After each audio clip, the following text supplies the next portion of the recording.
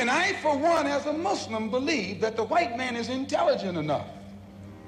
If he were made to realize how black people really feel and how fed up we are without that old compromise and sweet talk. Stop sweet talking him. Tell him how you feel. Tell him what kind of hell you've been catching, and let him know that if he's not ready to clean his house up, if he's not ready to clean his house up, he shouldn't have a house. It should catch on fire and burn down.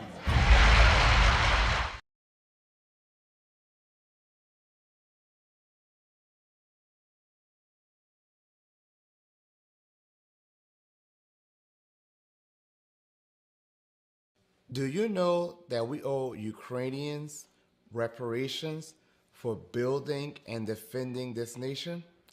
Oh, my bad. I meant to say Black Americans.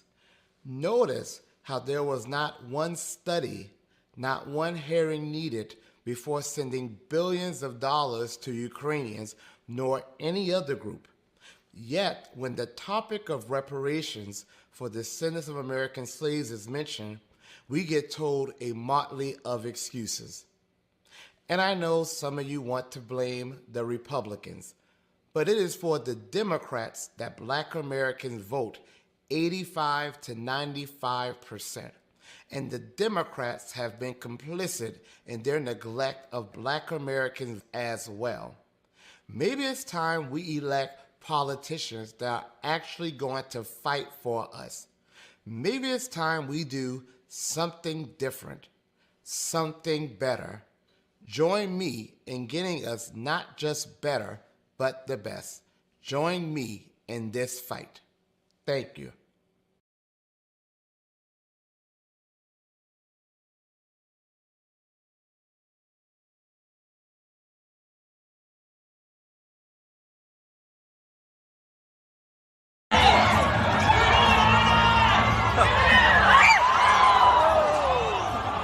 Lead us not into temptation, but deliver us.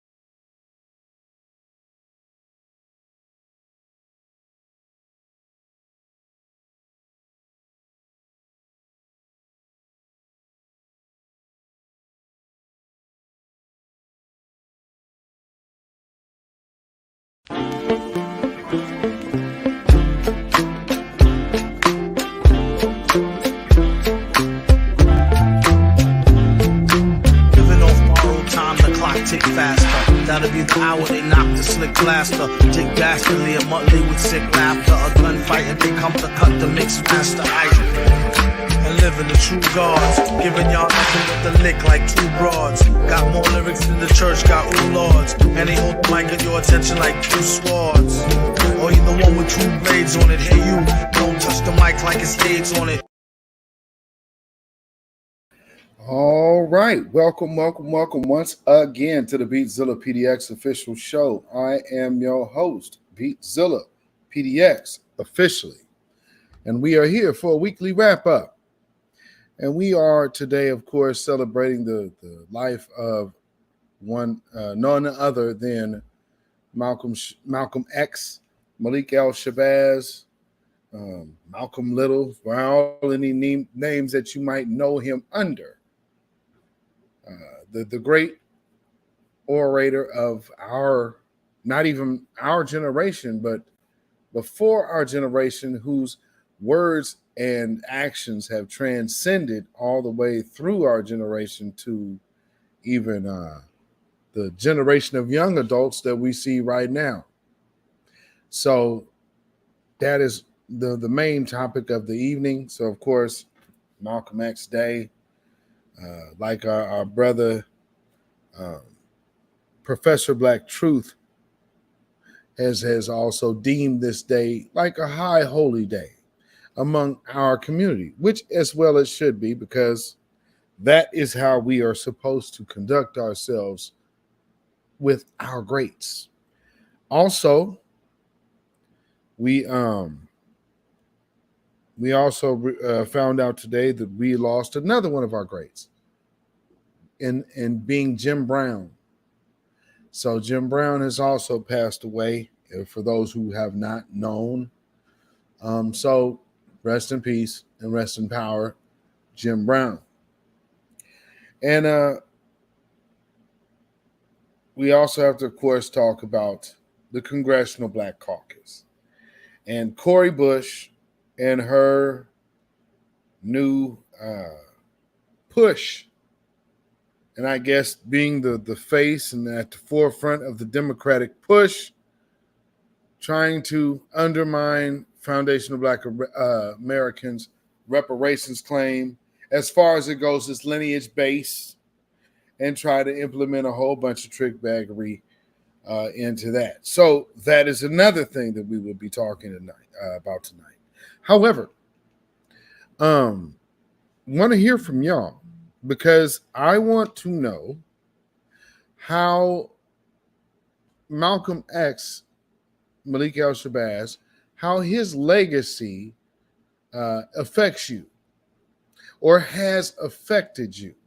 So I'm going, we're going to get into bringing some folks up here in a little while. And so, y'all, I want y'all to come up and y'all be able to voice your opinion. We're going to keep it, I want to keep the comments at about a two-minute medium. So when you go on here, this is unlike Twitter Spaces, family. So we're going to have to keep it quick. So with that being said, take a look up in the corner of the screen. You see a 2-minute counter. When that counter goes to 000, that needs to be the wrap up of your point.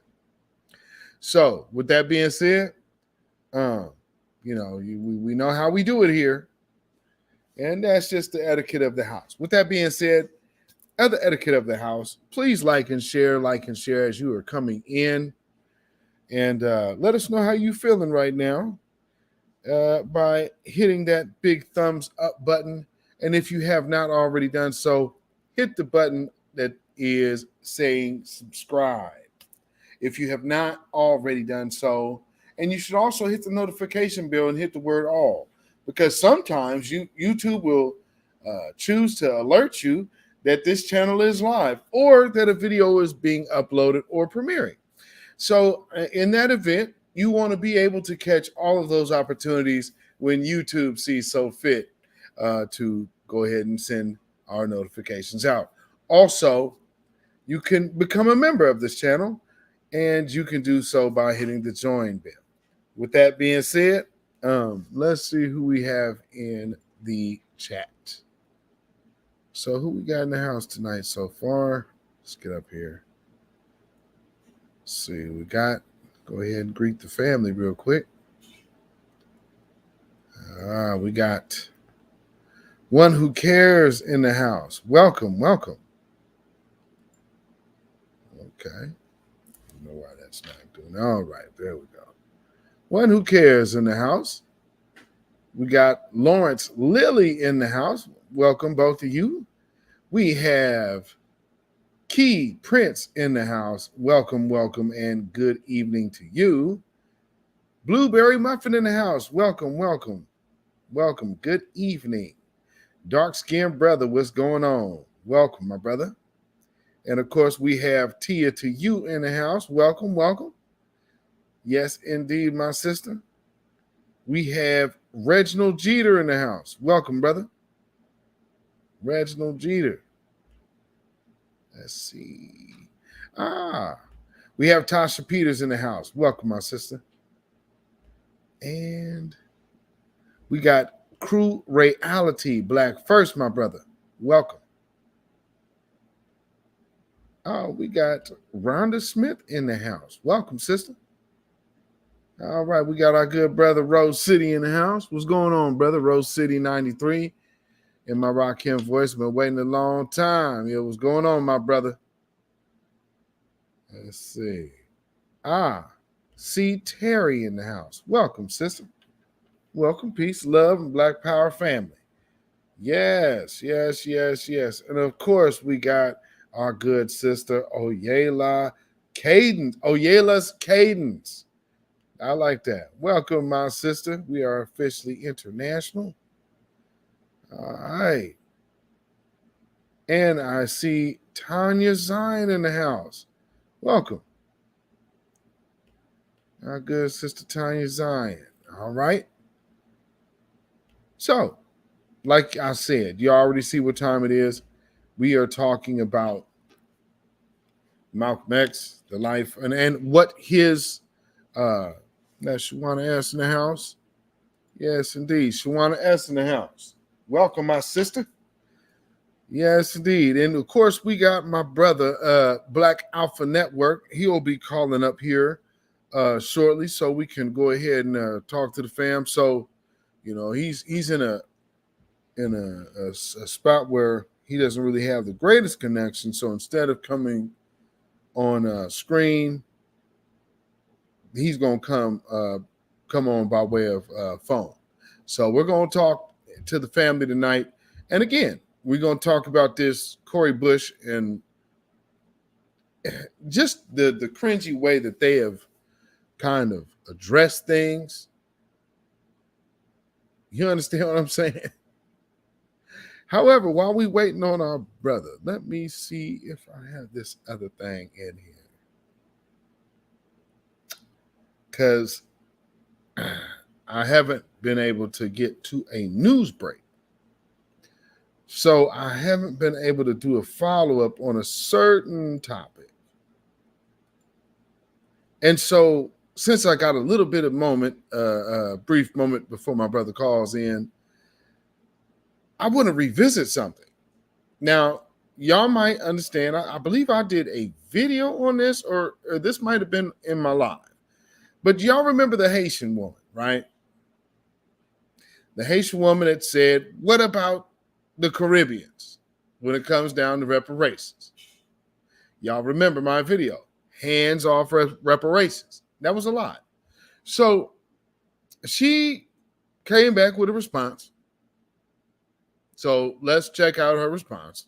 In the video, did I say that Caribbean Americans were entitled to reparations in America?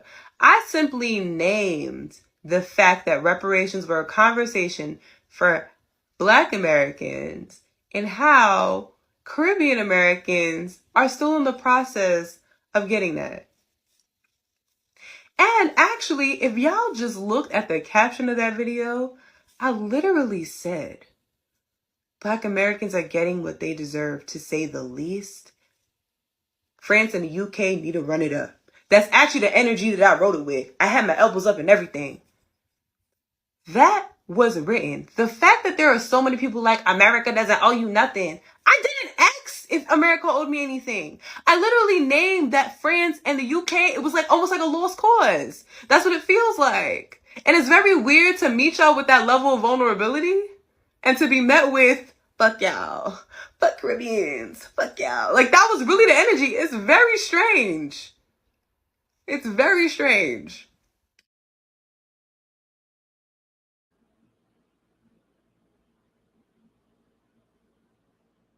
Cap.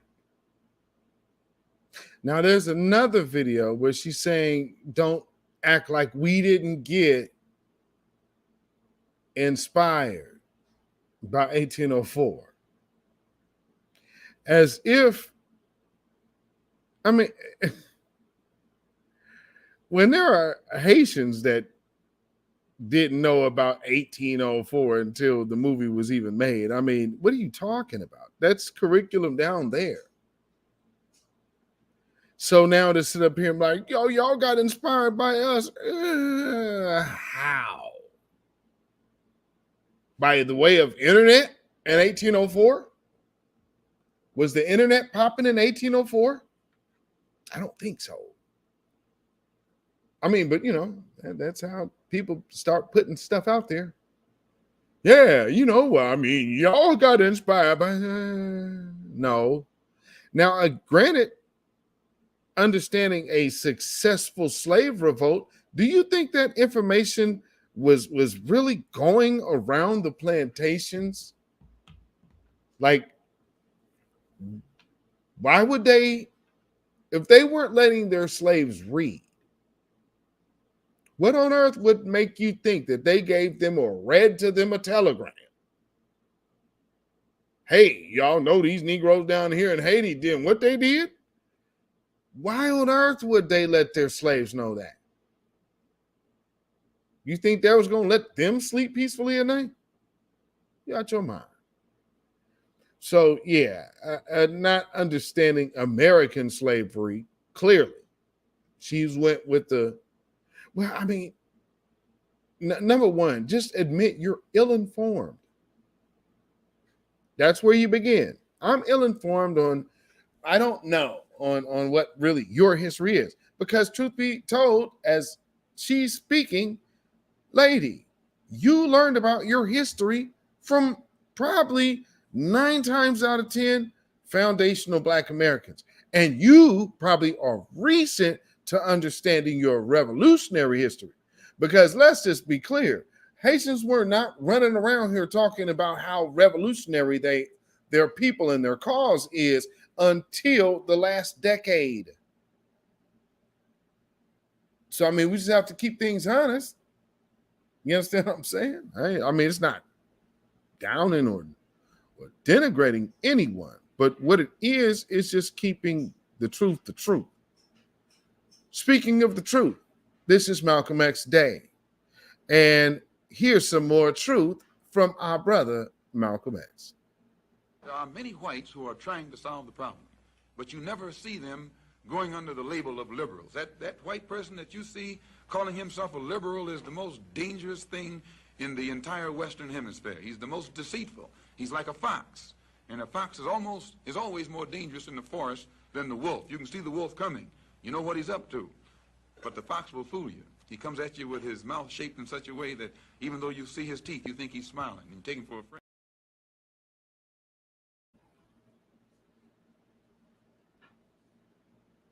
Sounds about right to me. Said, come up smiling, you can think he's a friend.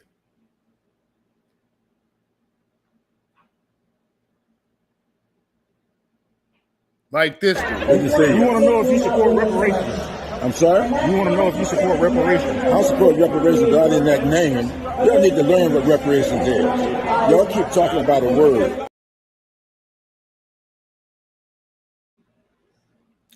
We keep talking about a word. I'm doing well. Listen, because I gotta go, but I appreciate the fish fry and everything. I did want to ask though. Reparations is a big thing. Look, reparations is big with me. I'm the only one doing the deal. Why y'all keep fucking with me on that? I'm the only one doing the deal. It's my bill. Which bill?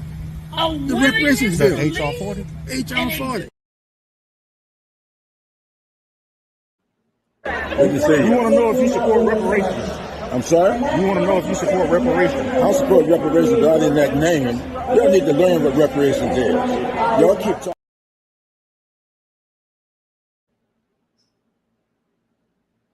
So we're going to talk about that this evening. We're going to talk about these hypocrisies. And we're talking about liberals. This is a black person who calls himself a liberal, and he is the whip. The whip. The Capitol Hill.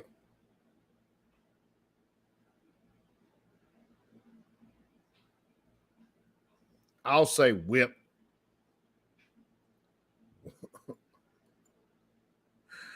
But this is what we say. Sambo, Sambo, Sambo. Because Jimbo Jangles Clyburn ain't nothing but a shuffling and scratching and bootlicking and buck dance. That's all that's going on there. You understand? So, with that being said, we can take this brief pause for the cause to shout out my brother from South Carolina, Greg Marcel Dixon. We like to say that slavery was a long time ago, but you are looking at a man who was raised in the same house with a woman who was raised by someone who was enslaved by America. This is my dear great-grandmother, Justine Brown, but I just called her Nana. She died at 101 when I was 31 years old in the year 2015.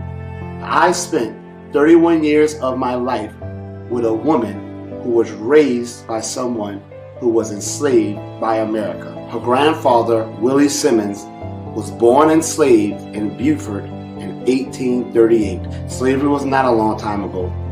Jim Crow, redlining, lynch mobs were even more recent.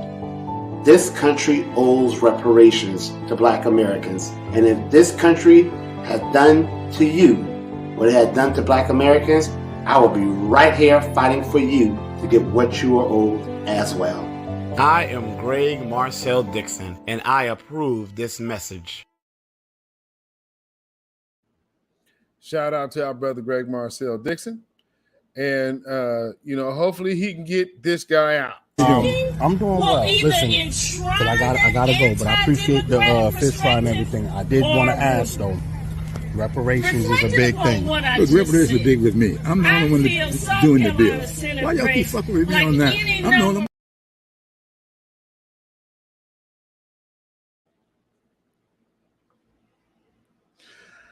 Oh, Lord. Oh, man. Why y'all keep with me? Keep hanging with me. I'm the only one doing the bill. I'm the only one. It's my bill. Reparations, yeah. HR 40. So, Clyburn, so what about reparations? Reparations? No, see, y'all keep talking about reparations. Reparations is just a word. Now, first off, you need to understand the meaning of reparation. You don't even understand what y'all just talking about a word. What is this? Less than a year?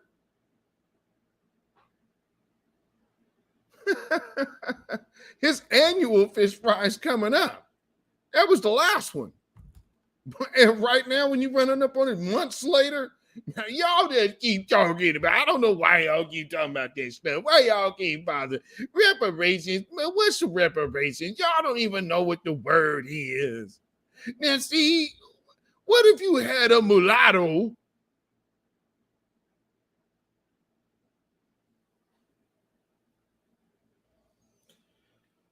that's your guy. Yeah, man, let's just keep voting blue no matter who. Y'all see Tone jumping out the window for Democrats. ADOS is done. Now, for those of y'all who've been down with ADOS, I understand. But you better understand that the leaders of ADOS, they're fighting for Democratic positionship. They want a job, and they want to be able to run for something in the future, especially the one that looks more alpha than the man. But pardon the pun. This dude went out his way to try to do another little hit piece, and both of them have been doing them since the reparations conversation's been going on, without anybody really giving a damn on who they are. And so it's funny that now, oh yeah, he's using Trump. Tariq Nasheed is trying to endorse Trump's whatever them zones was. Well, we didn't get it anyway because it didn't happen. But let's keep in mind that's a proposal for the black community that nothing like that has came out the Democrats. So while you're saying he's endorsing Trump policies, what policy specifically for blacks? I mean, because you can't tell me that. I mean, here's Donald Trump, the most racist individual. Well, here's something that helps us. What did Joe Biden do? Trump also went and talked to Ice Cube. What did Joe Biden do? I told you I'd keep my promise and elected Ketanji Brown Jackson. Ketanji Brown Jackson, the one who would veto a bunch of black folks in a major discrimination case of anti-blackness. And you're saying, here, I gave you a black woman. I gave you a black woman who know's record is off code. She didn't marry a black man. She's not taking a black man anywhere she goes. Just like the one you have in office right now, who ain't black, by the way, but always gets a pass and always gets the title because I guess I'm white and I say so over there. So for all intents and purposes, they keep forcing Kamala Harris being falsely black on the world and telling you that she's the first black woman vice president. No, we have not had the first black woman vice president yet. Truth be told, we have not had the first black president yet. As far as the United States of America goes, America's definitely had black presidents before this farce of a union. But, it's one thing to say, and when I say farce, because I mean, you did not begin this thing like how everybody like Joe Biden just went in front of Howard and lied and told him this country was not founded based on race. It was based on every man being equal. And that's absolutely a lie. And he got up in front of all of them Howard students and told them a lie. That ain't how it worked. That ain't how it happened. And this is a graduation of college students. And they're leaving their commencement with a big, fat, old, sleepy, white, Jim Crow loving liar.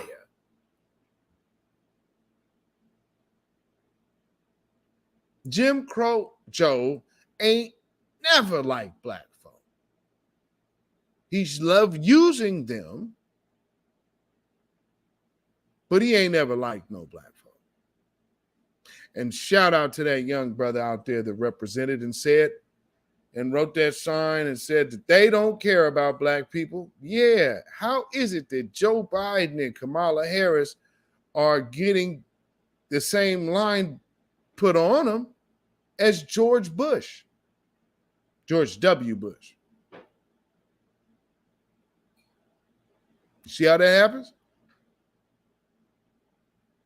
Yeah. So, without further ado, here is another brief clip of our brother Malcolm X. We want to be recognized and respected as human beings, and we have a motto which tells somewhat how we intend to bring it about. Our motto is, by any means necessary. By whatever means is necessary to bring about complete respect and recognition of the 22 million black people in America as human beings, that's what we're for. That's what we're dedicated to. By any means. By any means. By any means. A bloodbath? Well, I think that as deplorable as the word bloodbath may sound, I think the condition that Negroes in America have already experienced long too long is just as deplorable. And if it takes something that deplorable to remove this other deplorable condition, then I don't think that it's, I think it's justified.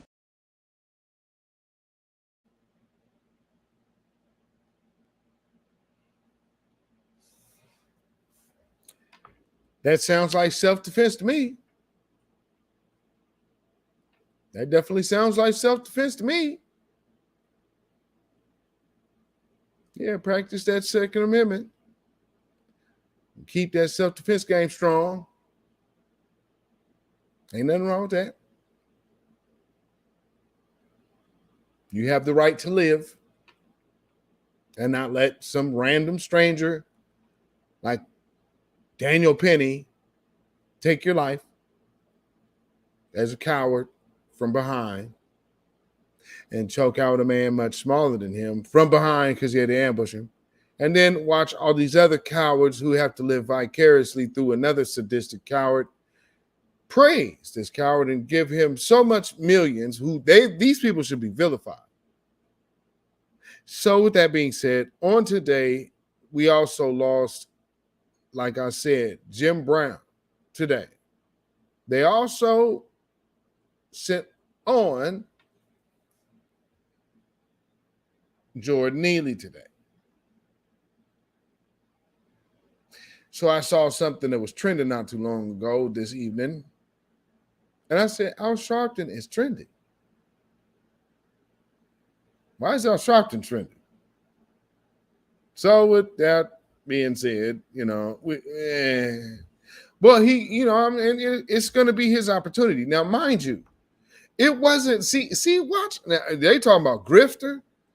This Jordan Neely's, the push for him, this came from the grassroots.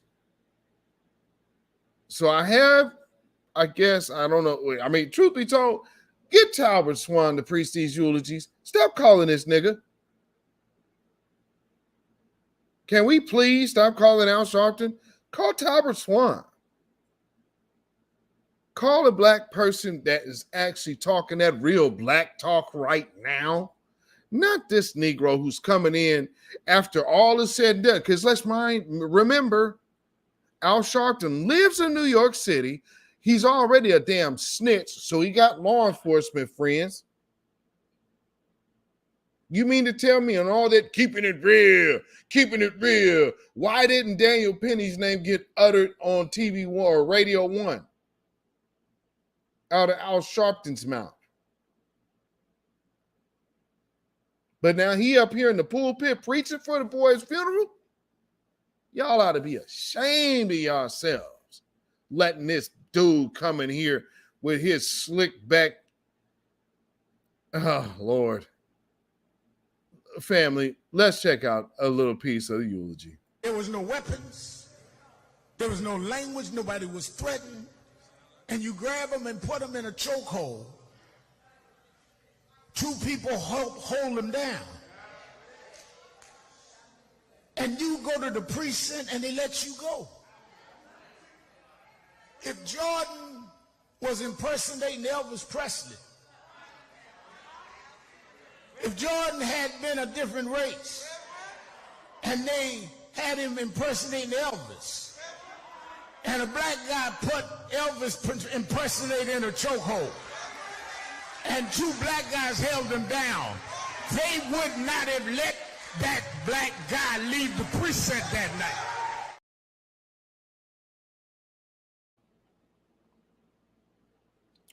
Well, that broken clock was right today. But I mean, this is my problem with dudes like this. This is a softball for Al. because all he gets to do is go up there and make what we've already made very utterly clear sound like a preacher came up with it. Yeah, it's fraudulent. Fraudulent. Some chick named Star said Al Sharpton is a forked tongue. Oh, it's forked tongue and man horse. I can agree. Ricky Manor in the house. Shout out.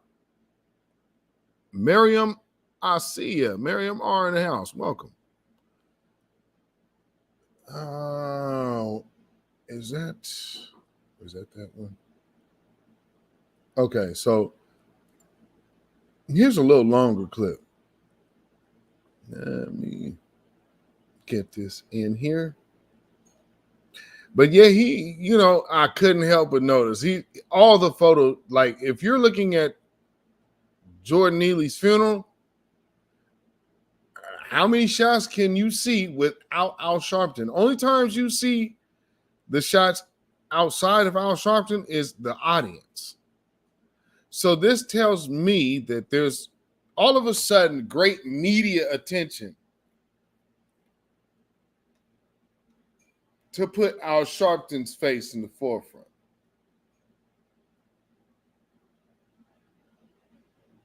What they need is their paid for opportunity or their opposition. So he's representing now. They're going to use him in the court of public opinion because, see, we're telling the world, oh, no, that Daniel Penny dude is a vigilante killer. He's no hero. There's none of this going on. So what they need to do is get Al Sharpton in there to smooth over our words, because what we're saying leads to an anti-hate crime bill and also starts looking to change some laws about how things are done. So they need Al Sharpton to get in there and start running interference as imposing as the Negro whisperer to, oh yeah, let me come in this pulpit and I'm going to tell you that you just need to pray. You don't need violence. No, sir. You just need to be broken. Just lay down your arms and let the man have his way. Let him beat you in the head and beat you bloody and split your head back to the white meat. And then you can say, thank you for your service. Let the church say amen.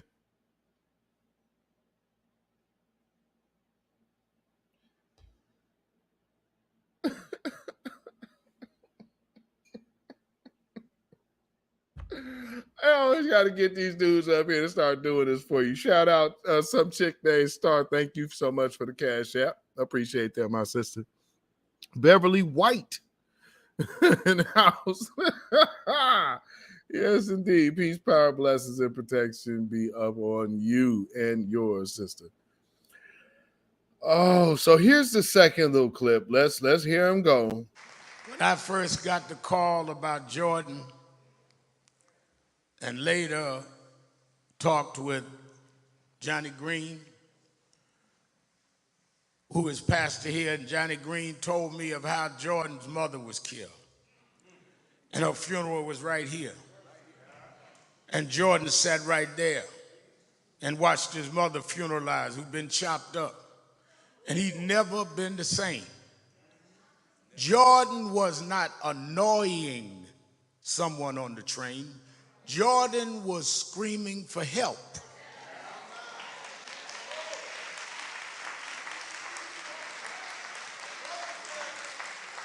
We keep criminalizing people with mental illness. People keep criminalizing people that need help. They don't need abuse, they need help.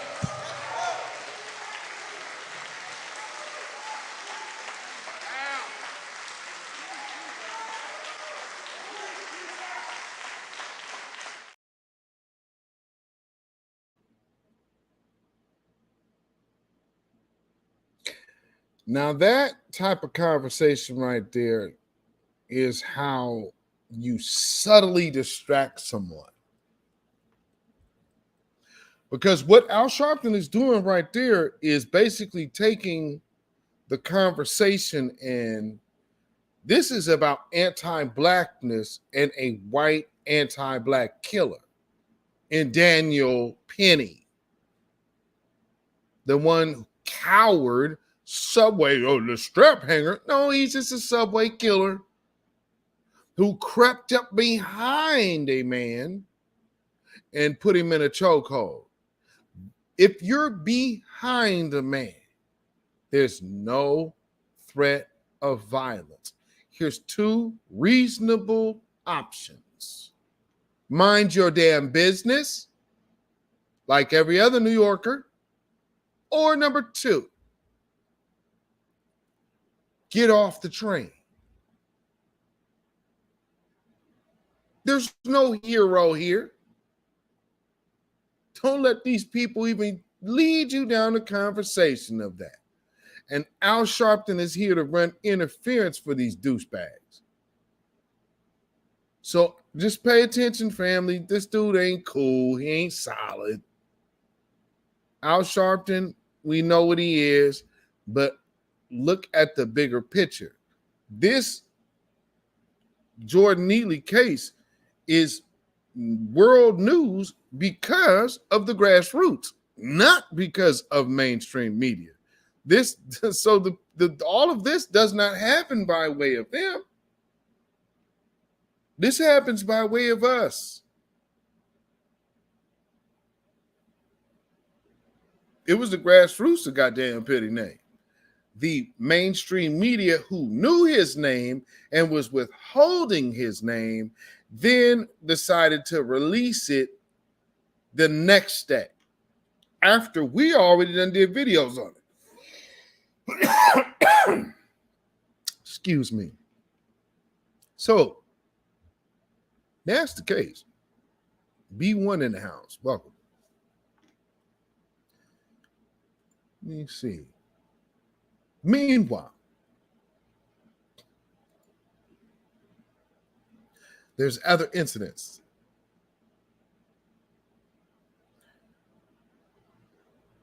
And I'm not Democrat nor Republican supporting.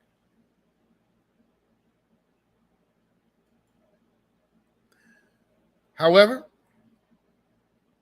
understand some of the people that in caliber of folks they put in these positions who are setting laws.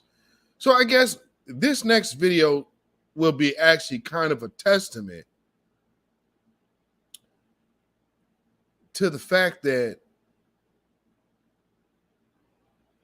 you might want to reconsider running for office, as much as they say, yeah, well, hey, I'm not this, I'm not that. This dude ran. This dude's an elected official. This body camera video shows City Councilman Matthew Riley passed out cold in his car Monday afternoon. After a few shakes from police, he jolts awake. You were literally choking in your sleep. Somebody flagged me down about it. Oh, I have sleep apnea. I'm sorry. Well, and then you have a crack pipe in your hands. This afternoon, Mayor Ken Hopkins joined the City Council President and the Cranston Democratic Committee in publicly calling for Riley's resignation from City Council Ward 6. I feel that's in the best interest of the city, his constituents. I also feel that personally it's in his best interest for him, for his family's privacy, and for the constituents of Ward 6. Body camera footage shows Riley asking if he's going to be arrested. Are there any drugs in the car or anything like that? No, nothing. An apparent lie. According to the police report, officers say they found crack laced with fentanyl along with other drug paraphernalia while searching his car. I think there's a little bit of fentanyl in there. Yeah, all right. Riley telling police, It was a relapse. I claimed 13 years. All right. Just went through a really, really bad divorce recently. now he's going through the judicial.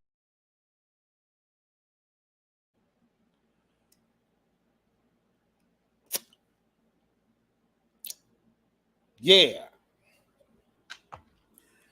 Yeah. So he's done had a whole relapse. My thing is this.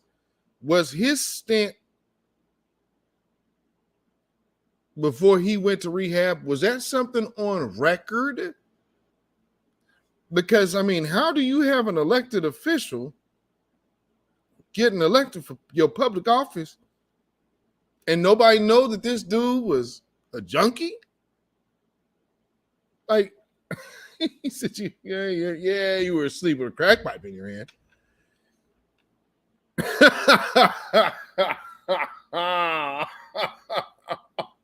Oh, wow. Yeah. You fell asleep with a crack pipe in your hand in the car.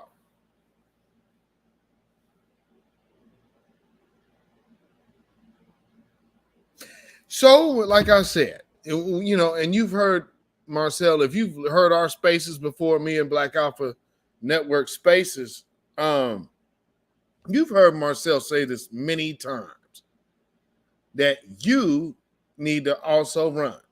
And if you can, then run. If you're in a position to run for office, if you are built to run for office and think that that is something that you should be doing, then don't hesitate to answer the call.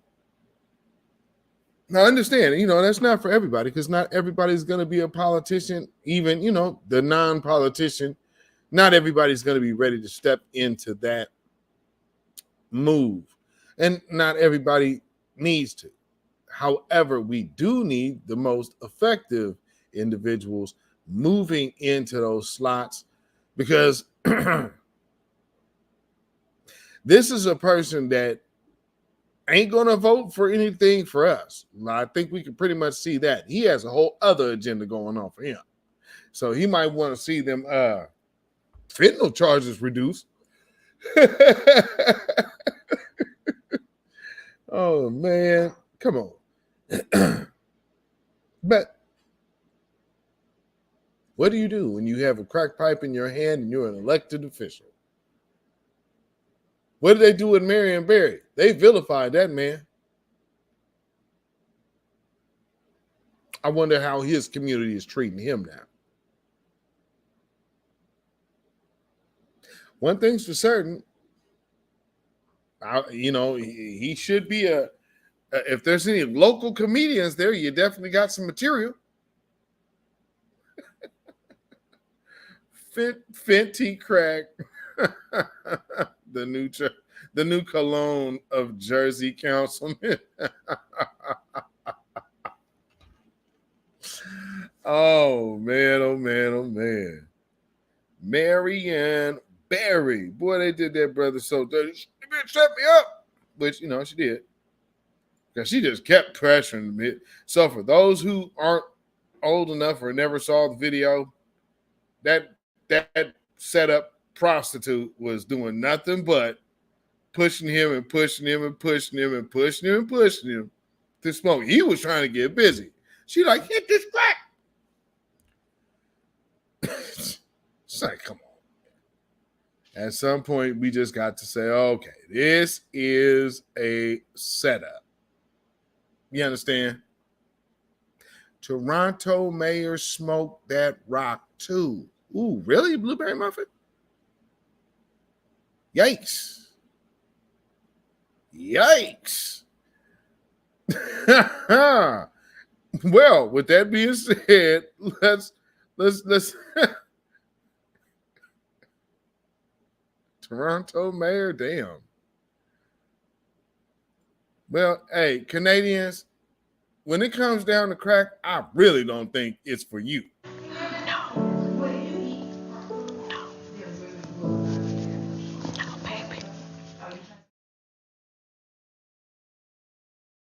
Yeah, I don't think y'all are built like these American style junkies, boy. They're a whole nother breed. Well, I mean, you know, they default Germans. You know, they over there, they like that junk too. So nonetheless, it is Malcolm X Day, and we are celebrating our great icon, Malcolm X, You understand? So without further ado, another really quick clip of our icon. You feel, however, that we're making progress in this country and worldwide? No. I will never say that progress is being made. If you stick a knife in my back 9 inches and pull it out 6 inches, there's no progress. If you pull it all the way out, that's not progress. The progress is healing the wound that the blow made. They won't even admit the knife.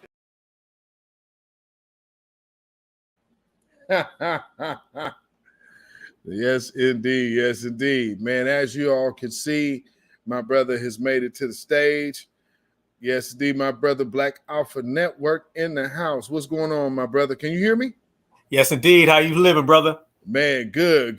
Got you good, loud and clear, brother. Yes, sir. So, man, let let the people know. We I don't know if you've caught the beginning of the broadcast, man, but we've talked a little bit about, of course, we talked about what we're talking about, the Malcolm X Day, his birthday, but we also mentioned Jim Brown passing, and also we hit Jordan Neely's funeral, and Reverend Al Sharpton was going ahead and taking his chance to do a little bit of grandstanding.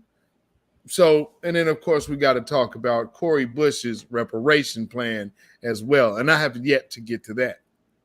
But with all of this pandering that's going on right now, and all of this kind of changing up and switching up of language with reparations, what do you see out here when you see the people like the Cori Bushes and the Jim Clyburns and these Congressional Black Caucus talkers, and then especially with Al Sharpton, who showed up at this funeral to eulogize it, when none of them wanted to divulge Daniel Penny's name, and they knew it. What do you think about that? First off, brother, let me say thanks for allowing me to come on. It's always a pleasure to chop it up with you, family. Yes, sir. All day. Salute to everybody in the chat. Salute to everybody watching the playback. All of our certified foundational Black Americans. Salute, celebrate our goddamn selves, man. So salute to everybody on that issue. All right. I'm feeling good today, man. It's Friday, man. So, let's cook up. First off, sir, man, I did see the Al Sharpton clip. Fuck Al Sharpton. You know what I'm saying? First and foremost, this is another guy who's continuing to steal and to leech and mooch off of the harming of Black brothers and sisters. And, his time is coming. Like, time will get you, man. Age is going to get you. He can barely walk. He can barely move. You look at Jesse Jackson. I mean, at the end of the day, what I'm saying? Hey, them Dinah Coons, bro, they fading fast. So he's slowly going away on that issue. I remember a couple years ago when that type of speech that he gave, and he's been giving that same speech since the 1970s. That speech used to make headline news, and now it only makes the roast the news. He only comes up when we roasted him. Is that right? Facts. Because I mean, other than the people that are already stuck in that mind state, ain't nobody listening to Al Sharpton.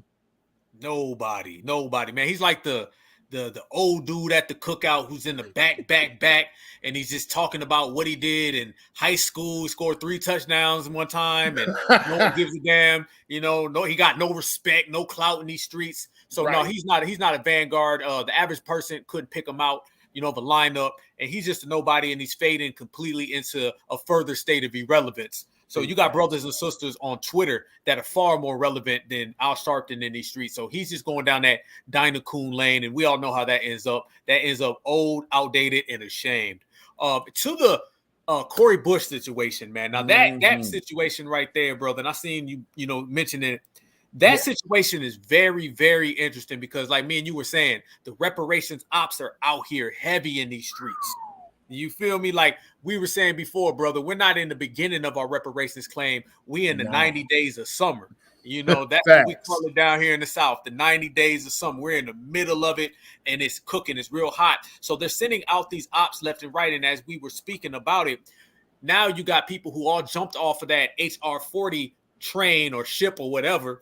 They all have abandoned it. 1, because it expired. 2, because the streets weren't messing with it. And 3, because we made it compromised. There was no love in the streets for that. So they're trying to present to us more fake bills. I always tell people reparations is like a designated driver. They're going to try to take your keys. somebody's going to always say, let me get your keys, but you got to be careful who you give your keys to, because whoever you give your keys to is going to drive you wherever they want you to go. So they want to drive us down the Coon, the Boule, or the Ukrainians, or the Afghanistans, or out the West Coast. Gavin Newsom wants to take you down the immigrant lane. So we got to be very cautious of not handing our keys over, and we are. So the very fact that this Cori Bush bill presents itself is confirmation to us that we canceled out H.R. 40 within the last year. So we're on game. That's why they're on the desperate side of things. So they're going to continue to try to give us these fake people, these fake ops, these runarounds, and we're going to continue to expose them. And did you notice, brother, it was hard as hell for anybody to actually find the bill, to actually read the bill. Right. That's okay. And prime example, like, family, if y'all didn't see what we were talking about, let us show you real quick Cori Bush and her gloating. And it's almost like this is a joke. Right. I'm getting the vibe. Like, let family in the chat, let me know what kind of energy they are giving off. Check this out. Day.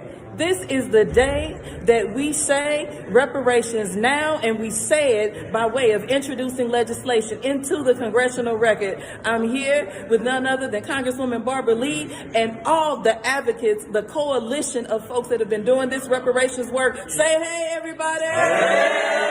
Oh. Reparations now. We're about to go out and introduce this bill, but who got something they want to say? Run us our money now. Now. In the making now. Now. Reparations. Our ancestors are dancing all over heaven today. That's right. That's right. Reparations now. Reparations now. Our ancestors wild. That's right. Time has come. Time has come. All right. Keep hope alive. Keep hope alive. There goes Rainbow Push. All right. Here we go. This is the day. Oh. My bad, brother. My bad. You got you back. So, man, what do you think about that, brother? I mean, that right there, they it's like a joke. It almost seemed like a theatrics. Oh, big time, brother. They was putting on a whole play. The only problem is there's about 3 people in the audience. You know what I'm saying? They got about 3 people. Hey, the goddamn custodian and the janitor ain't even there. You feel me? Right.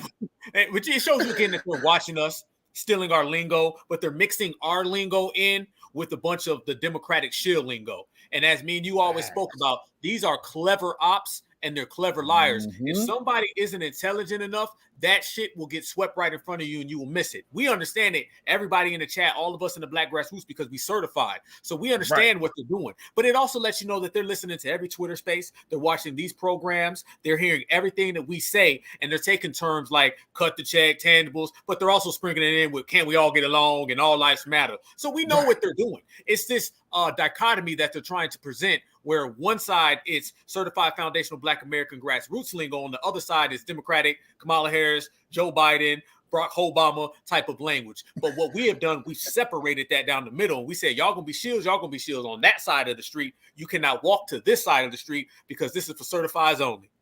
Facts. And again, you know, just noticing the crowd. So you had the Cobra op. We already know that he's a bona fide op. And if you notice, we've seen him at the White House and then in Nashville. And so now anytime that the cameras is around talking about something Black, now here's this Cobra dude. Now all of a sudden, mind you, brother, reparations now, the hashtag has been out for some time. Right. So now all of a sudden they're hashtag reparations now. That's a straight overt hijack. But check this out. Remember when we were talking about that Caribbean caucus? Oh, man, been talking about it for the longest time, brother. Family, if you are unfamiliar with what we are talking about, let me refresh your memories and introduce to you this to some what our Congressional Black Caucus members, such as Barbara Lee, are involved in actually doing. So when you see them talking about reparations now, just keep this in mind. Hi, I'm Congresswoman Yvette D. Clark of the 9th Congressional District of New York. And I'm Congresswoman Stacey Plaskett of the U.S. Virgin Islands. Co-chairs of the Caribbean Caucus on Capitol Hill, and I have to express my outrage. We are outraged with the Trump administration's denial of individuals who have been harmed by the tragic circumstances in the Bahamas. We want to see every single individual who reach our shores receive temporary protected status. We've sponsored legislation along with other members of Congress to ensure that those individuals who want to continue to be employed, want to bring the economic growth of their country, but of course, due to the devastation of the Bahamas, are unable to do so, to come to the United States on a temporary basis to assist in the rebuilding of the Bahamas during its time. It will be their remittances, if given a work permit, that will help to really help that nation rebound. It's devastating what's taking place on the island right now, and we need to stand up and do our part here in the United States of America. Okay, so if y'all don't understand, now what this is back when Trump was in office. Fast forward to now, Barbara Lee, which was not in this video, but she's with the Cori Bush. She is one of the figureheads and the people behind that Caribbean Black Caucus. So when you seeing her organizing, they're working on infrastructure. Her and Sheila Jackson Lee, by the way, working on building infrastructure in the Caribbean. Now, all of a sudden, our conversation piques their interest. Brother, what you got to say about that? Man, first off, let me salute you, brother, because you was one of the main people who've been harping on CARICOM for the longest time. CARICOM is something that they try to slide in. They try to do that in the real hush-hush hours of the night when nobody's really paying attention. And you were calling out all of CARICOM tactics, but everything they're doing now, you were speaking about months ago. So salute to you on that, brother, for staying on top of that type of subject, that type of issue, and that backhanded, undermining type of move they try to run. Notice they didn't say nothing about foundational Black Americans in that. At all. And it's them, only them, for them. But when it comes to our reparations, they want to weasel in. See, the whole world has this thing where foundational Black Americans got to share with everybody, but everybody else can keep their own things for their goddamn self. And we're to the era now where we ain't having that. We're telling people what we make is going to stay here. So we understand exactly what they're doing. They want to run off with the bag that they can take home to themselves and keep it to themselves. But yet they also want to run to where we are with our bag and get in on that. CARICOM, the Democratic Party, all of these people are working in conjunction to steal our reparations. You have a mix between the Democratic shills, Black grassroots imposters, and reparations ops. And when you combine all three of those, you're going to end up with the trifecta of people who are trying to run interference on us and trying to cripple us from the inside. And what we've been able to do in this generation, with the help of brothers like you, yourself, all of us who are in the Black grassroots, New Black Media, and everybody listening in the chat, because I consider all of us in the Black grassroots. You don't just have to be a reporter. You don't just have to be an activist. You could be anybody in the streets. We've been holding it down and disallowing that shit to happen. So when you break it all down to the brass tacks, you get to the cachet of the situation. CARICOM is in conjunction with the Democratic Party, as well as this new reparations resolution that they're putting out there to try to either dilute our reparations claim or to cold-blooded steal our reparations claim. And these desperate attempts keep failing, and they're going to keep on coming back, but we're going to keep on sending their ass back home too, brother. So we're home without the money. Yes, facts. And bro, I mean, brother, we have spoke on this jam woman for some time now, and I know that, like, she's had me blocked for her. I think she blocked me over a year ago, because as soon as I seen her popping out, I'm like, there's something different and way off about her. And then I'm like, oh, you got some real true funding. Well, fast forward to now. We have this woman over here organizing groups for the MacArthur Foundation and the Rockefellers and all of these major money groups. Now, I've shown here on this broadcast just some of those funders of this movement. Well, these people who seek to, once again, prevent us from delineating are now having conferences and backdoor meetings and backroom Zooms to undermine our reparations, saying that us going lineage-based, which if we're doing lineage-based, brother, that is probably the most ABC 1, 2, 3 you can get. Easy work, man. It's pretty simple. It's lineage-based, policy. And it's funny, once again, and it only confirms to us again what we've always known is that foundational Black Americans, we're not doing anything that anybody else isn't already doing. Everything that everyone is doing, we're doing the same exact things. That's what I have a problem with, brother, is where everybody else is out here representing for lineage-based reparations. Well, we're out here supporting lineage-based reparations. Only problem is they got an issue when we do it.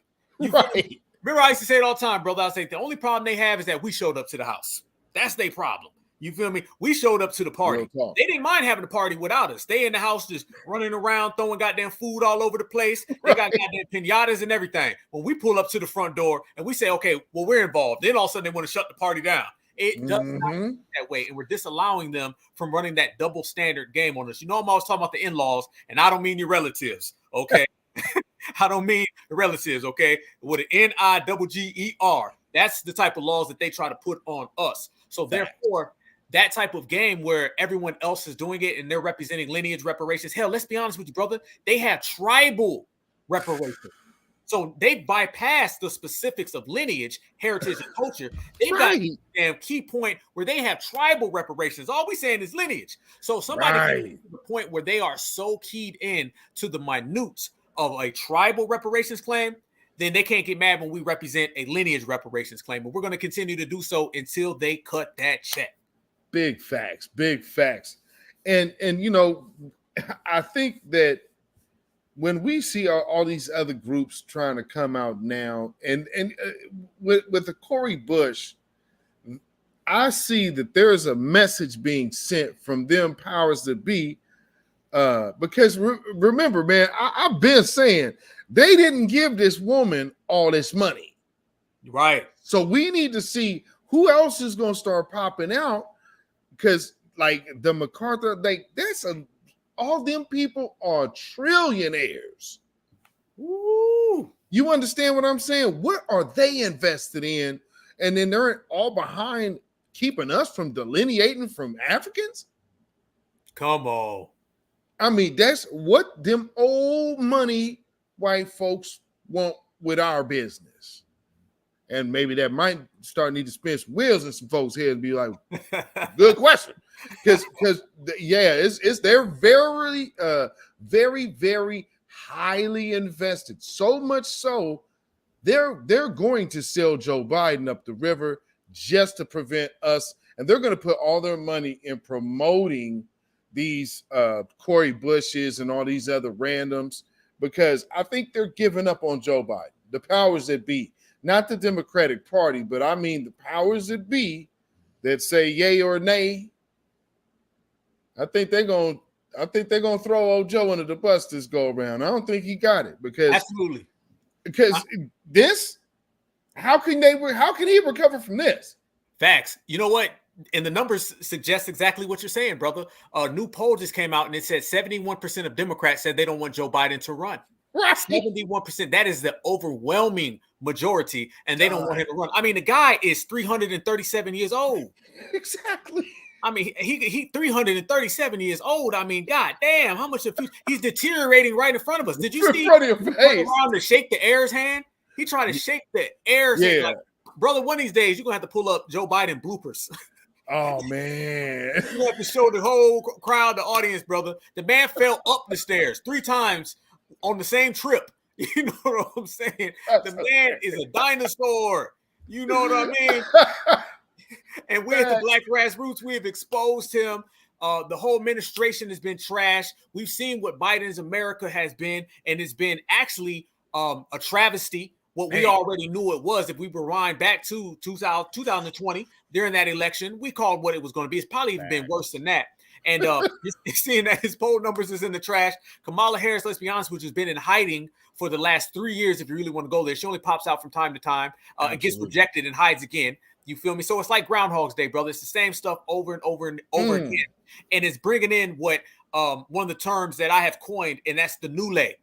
and the new lay is the boule, but it's a new version because a lot of those old people, it's funny, going back to what you said, brother, Al Sharpton, these guys have no power. Jesse Jackson can't walk no more. Let me tell you something. If you go to a march and you can't stand up, your ass needs to go. March means the usage of legs. Facts. Okay? If you don't have the usage of legs and you have to be pushed on a wheelchair at a march, you ain't marching. You rolling. So his ass to roll all the way out, and they rolled his ass back home. He's too old.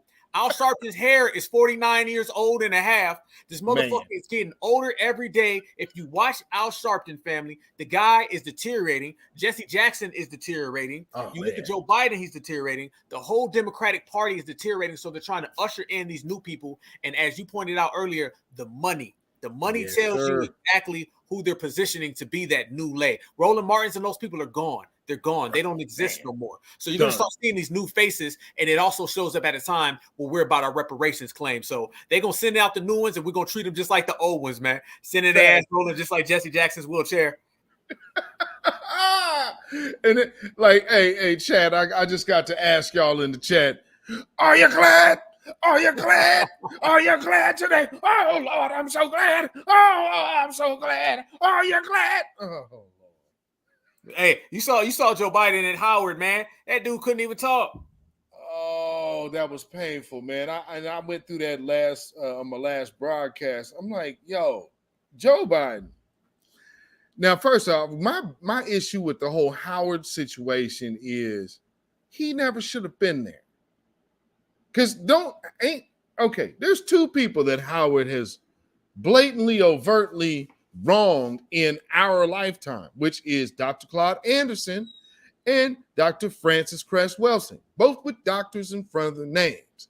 Dr. Frances Cress Welsing, actually, they got rid of her for trying to warn us. Right, big facts. And so this being a historically Black university, you actually have the commencement speaker of one of those people to whom subscribes to the very thing and theory that she coined. Damn. I mean, bro, I'm like, okay, who was it that thought this was a good idea? Because it's such a slap in the face to not just their legacies, but those people, to them youngsters that you're sending out into the world with their degrees, and also the future up and coming graduates of that school to be like, Joe Biden spoke at our school. That dirtbag never should have been there. Absolutely. You know, shout out to Dr. Umar Johnson, man. You know, I've been giving Dr. Umar a hard time, but salute to Dr. Umar, man. Dr. Umar's a very intelligent brother. Dr. Umar said it best. He said that commencement speech had nothing to do with Howard University at all. It was a campaign stomp. He came there to do campaign. He didn't even speak about the damn graduates. He didn't say nothing about them. He didn't say anything about none of the students. He didn't say nothing about college. He didn't say nothing about a degree. He didn't say nothing about a future. He went there for his campaign, and they provided him the platform to do so. So that right there shows you again that the Black church and the Black college is just a mechanism for the Democratic Party to get off their bullshit. And that's exactly what Joe Biden did. He did not go there for those students at all. He went there for his own campaign of 2024. So shout out to Dr. Umar for pointing that out. So that was a good one. Brother, I so have to agree, because it's like I'm just flabbergasted at them old, I'm keeping it cool, man. Them old Negroes up there was just so proud and so happy. Yeah, they was. I cannot understand how in 2023, I mean, I do understand it, but I don't. How on earth can you see the climate we're in? And then them old Negroes, you got Jordan Neely ain't even in the dirt yet, right? And then you got all of this other stuff going on. There's been really nothing done about our protections. And then you're going to put this dude, matter of fact, he still ain't even cut the student loan debt. How on earth is this man talking in front of Black students? Every last one of these Negroes is leaving with a bill. Right. Yeah. Hey, you know what? Good point. Good point, brother. Good point. And think about it. He campaigned on all that and didn't do a damn thing as well. And they sat there. Because somebody told me a long time ago, Democratic voters, that is a mental illness. It is a mental illness. And I remember you said it before, brother. They think it's a religion. They think it's a race. You know what I mean? To a black Democrat, they're the only human beings on the planet Earth that believe that a political party is a race. They literally think that that's the race. Hey, what do we always say, bro? What OJ say? I'm not black, I'm OJ. Right. These motherfuckers say I'm not black, I'm Democrat. You know what I'm saying? And they're going to continue to stay on that plantation forever and ever and ever again. And what they're trying to do now is indoctrinate a new generation of New to support and follow the same things. But I'm going to tell you right now, the New is going to have a very, very difficult time because they're going to be up against a monster. And that monster is called the Black Grassroots. And we all a part of it. So it ain't going to be smooth selling where they could just come out and say a bunch of bullshit, make up lies, and then, they get their shit off. That's not happening. So they're going to run into a major issue. And that's all of us. And the New is going to be out there on that Democratic plantation. The only difference is that Democratic plantation is going to have about 20 million less black folks than it did the last election. Facts. Big facts, brother. So with that being said, man, we have definitely addressed our like you say, sometimes it's got to be trash day, man, and you just got to bag them up, sack them up, and set them on the curb, man. Like my brother right here, set them outside like it's trash day. Yes, sir. You understand? So we're going to have to start looking at these, even young and old, because we have to stop looking at, well, they're young and they don't know no better. If you are on that boule type of time, then we got to get you out the paint. And like even our elders have said in past times, people like that need to be ostracized. Big time.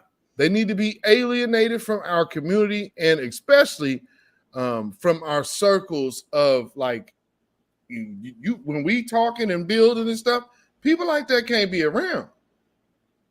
You know what I mean? Like you can't let them folks in the room. He a snitch. Hey, we finna go commit this crime. What you gonna bring him in the car for? Man, and then turn around and try to bring him back like he didn't just tell on there. But what I said the other day, these man, they be out here, they'll tell on the house cat, the dog, they'll tell on the goldfish. You know what I'm saying? They'll tell on every goddamn body. So they can't come back around. We can't continue to make the same political mistakes of the past where this type of behavior is treated the same and all they're doing is just changing faces and bringing in new people. We have to be very, very cautious of that. And like we say, man, the boule, the New, and any of them, we have to treat them based on their, sellout treasonous behavior opposed to anything else. I had put up a picture on Twitter. I'm not sure if you got it, brother. But, and this is pretty much for Corey Bush or whatever the hell her name is. This is pretty much what they was all doing, and it had nothing to do with reparations, tangibles, or anything else. It was all about them butter biscuits. Let me get that up here. Bear with me 1 second. And family. And shout out Co-Like Personality. Thank you so much for the super chat. Peace, power, blessings, and protection be up on you and yours. Thank you so much. But yeah, my brother right here, he put together a nice little piece of illustration. Boy,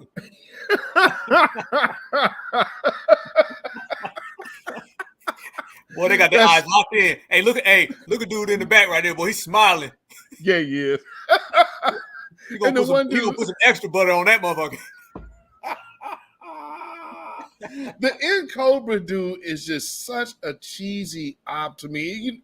When you see a person that's always looking for that opportunity, that's how I see dude. Facts. And it's like, dang, man, we got so many of these individuals who have came up under that Jack and Jill Boule grooming system. Our brother Torian Rain Reloaded in the house. What's going on, my brother? And I seen Kid Gravity in the house too. Shout out to Kid Gravity. These folks have been groomed, just like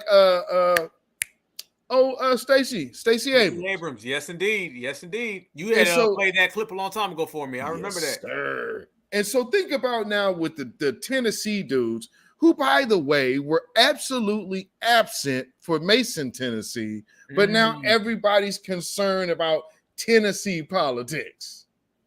Ain't it funny how? Inconsistency, all types of inconsistency, all types of bigotry, contradictions. That's all they are. Just one big contradiction, brother. That's all they are. Big facts. So, family, what we are going to do now, and I'm going to first start off posing this question to my brother. And what the question is what does Malcolm X's legacy mean to you? Or how has his legacy affected you? And with that being said, like I said before, I'm gonna let my brother go. Of course, he's up here as one of my guests this evening, so he will get a little longer. But family, what I need for you to understand, we want to keep this show rolling and keep it the continuity of the program together. So we are going to have a 2-minute time limit. And I know it's a lot. Well, you just can't expect to say everything. No, but what I want you to do is say the most powerful piece that you can in 2 minutes about Malcolm X and what his legacy means to you. So with that being said, I'm going to put the link in the chat. And I'm going to, as I'm doing that, allow my brother to go ahead and elaborate on this. Go ahead, brother. You got it. Man, hey, I appreciate that, brother. Oh, man, where do I start with Brother Malcolm? Malcolm means a multitude of different things. One of the things I'll start with is evolution. Evolution. If you follow our brother Malcolm through his trials and tribulations and everything that he went through, you've seen him evolving throughout the course of time. We can go all the way back to Malcolm Little, and we just seen our brother, our ancestor, grow, and he was continuing to grow in this process. I always tell people, I said, Huey Newton, he makes me think. Bobby Seale makes me think. Martin Luther King makes me think. Malcolm makes me feel good. Malcolm makes you feel good. Malcolm makes you feel good. Malcolm had a way of talking to you to where it was no nonsense. And I think everybody out there who listens to Black Alpha Network for 3 or 4 minutes, you see I got that same by any means, and we don't give a you-know-what that Malcolm had. You feel me? Right. So he always approached the battle against supremacy or the battle against anti-blackness with a no nonsense and the make it plain. You have a lot of people who want to sit down and they want to sugarcoat it. They want to put flowers on it. Fighting white supremacy is not a box of chocolates. Okay. You got to come with it. And if you are easily hurt, easily disturbed, or you want to gloss over things, then fighting supremacy is not your line of work. And Brother Malcolm had a way of speaking in a very plain fashion, but he made you understand what was being said. And the key point was always Black empowerment, and it was always rising above. So the brother means a lot to, I believe, everyone. But the main thing I believe mostly that people take from our brother Malcolm was evolving. And on top of evolving, it was just this no nonsense. You heard what I said. Don't play no games by any means necessary. So, on this day and every day, we got to salute our brother Malcolm X, because remember, our ancestors belong to us. We are the ones who keep their legacies alive. We're the ones who pass it down to everyone else. And if I may, brother, I want to mention Jim Brown as well. Yes. Jim Brown. Go ahead, brother. You touched on him earlier. Jim Brown is from Ohio. You know what I'm saying? Well, he's not from Ohio, but he played for the Cleveland Browns, and he is considered the best football player of all time, and actually the best lacrosse player. People don't know that. Right. But if you go to the state of Ohio, it's Jim Brown all day, every day. And he had that same mentality where he was real straightforward with it, real straightforward about, empowering Black people. And he did a lot of work out there on the West Coast with the prison system and actually finding the diamonds in the rough. And I can say the same thing about Jim Brown that I can say about Brother Malcolm. And the whole Nation of Islam, to be honest with you, they find the beauty in the Black people that the world has given up on. So brother or sister may not have it, because understand, if the Honorable Elijah Muhammad gave up on Malcolm, we would never had a Malcolm. But sometimes it's okay to go to a brother or sister who may not be there today, but you see the potential in them tomorrow. So that's why I say the evolution. Malcolm went from a pimp to one of the greatest leaders of all time. And that's the same thing I noticed with our brother Jim Brown, is actually going to the people who are not considered desired by the world, and then taking that diamond, polishing up that diamond that you never knew was a diamond, but now the whole world does. So salute to both of those brothers, and let's take that energy and let's build. Mind you, family, today we're losing Jim Brown, and then also with our brother Malcolm X, remind you that the whole lineage got stronger, because that energy is still here. So we got to take that energy. We got to facilitate it into getting our Black empowerment, getting them reparations checks. Amen. Big facts. Big facts, brother. Big facts. Now we have our sister Blueberry Muffin on the stage. Blueberry Muffin, can you hear me, sister? Good evening. How is everybody? Very well, Peace and very respect, my sister. well. Peace and respect. It's been a long time. Us three done led the whole panel. Right? Yes, indeed. Yes.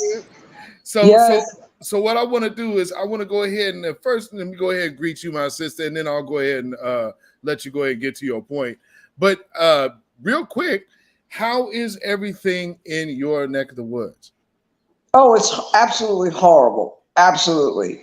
I'll just encapsulate it. For those of you guys who don't know, I'm up here in Seattle, okay? And there's a lot of key developments that's going on right now at the local level. That's why it's important, if you do choose to vote, vote at the local levels, because that's where you will feel the most direct impact, okay? Right now, Seattle City Council is doing some really, really stupid stuff with the housing. All right. They're pushing all the black folks out of the county. Okay. They're cutting back on the essential goods and services our taxes pay for our general upkeep. Okay. It's a mess. At the state level, what they're doing right now is we're getting more plane loads of them folks from Ukraine. I'm telling you now, stay with it, because with this war that's expanding, what was it on the news wire? Joe Biden approved F-15 and F-16s for sale to Ukraine. I think about 100 or so, something like that. Let me tell you, this is trouble brewing. Okay, I have my specific opinions about war, and I have my specific opinions about people who choose to join up the military and fight. Just remember what Joe Biden has not done for us, okay? And as tax-paying voters out here, we need to start thinking about when we're going out and putting our lives on the line for a country that doesn't do anything for us. I'm just saying. Facts. So with that being said, sister, thank you. I wanted to just get a brief overview of what was going on your way, because I know you, because you always have very, very good insight on the local level. And I hope that somebody out there is getting inspired by just even understanding the different nuances that can go on the local level that you can be involved in. So for those of you who haven't completely given up on voting, look to your local situation to see what you can get accomplished on that end, and just make sure you stay abreast of the different things that they're trying to pass, all them weird special elections. Just keep an eye on all stuff like that. With that being said, sister, I'm going to start your time and let you go for your 2 minutes on our great icon, Brother Malcolm. Go ahead, sister. You got it. Yes, brother Malik al-Haq al-Shabazz, when he went on his Hajj to Mecca, he learned about cooperation. He raised his spiritual consciousness for all of mankind. Okay? Do no harm, but take no shit. And that's all I got to say. Oh, well, thank you. Thank you so much, sister. Thank you. I appreciate you so much, and everything you do over here in this grassroots. And with that being said, I want to bid you a great night. Black Alpha, did you want to say anything to our sister before I let her go? Hey, always salute to you, sister. You know it's always love over here, sister. Always. So once again, thank you so much, Blueberry Muffin. Anybody else, come on up. So shout out and salute to you, my sister. Black first. You have a beautiful night. Black first. Good night. Yes, indeed. If y'all have ever been in our spaces, then you would know who Blueberry Muffin is and understand how our sister brings it, aka La Negress. So yes. Oh, you just got Edward John. Hey man, it's all good. We just rolling. It ain't over. We just having conversation. But the question is actually, brother, what does or how has the great Malcolm X's legacy affected you? Or what is Malcolm X, the meaning of Malcolm X's legacy to you? And so, you just heard our sister bring it real quick. And that's really important, brother Alpha. I'm thinking, just like you said, evolution. Yes, sir. You come with a very mighty shadow when people can use one word of power that actually speak to what you represent. You feel what I'm saying? Oh, yeah, 100%, brother. 100%. Yes. And that's the beauty of making things plain. That's the beauty of making it plain. When I put it, all the work into the Black Alpha Network, you as well, brother. My main thing was I wanted to make things as clear as possible for people, because we have to understand, and all of our master teachers teach us that, supremacy operates off of confusion, unnecessary complexities, where they try to make things overly complex. And we run into this type of game over and over and over. So the main thing is to, say what you got to say, get your point across. And even if you're speaking sophisticated, you say it in the most simple manner. And Malcolm always taught us, to be plain. And that's why by any means necessary, you can't remix that. By any means necessary. There is no remixing of that. You can't play with that. You can't spin that, twist that, or none of it. So it's always about making it plain. And you realize when you speak to foundational Black Americans, one thing about us is when you speak to us, we understand real shit. That's the thing about our people. We know who's on some bullshit, and we know who's speaking some real shit. And we identify it very quickly. And if anybody acts like they don't, they lying. And then we're going to send their ass to the corner.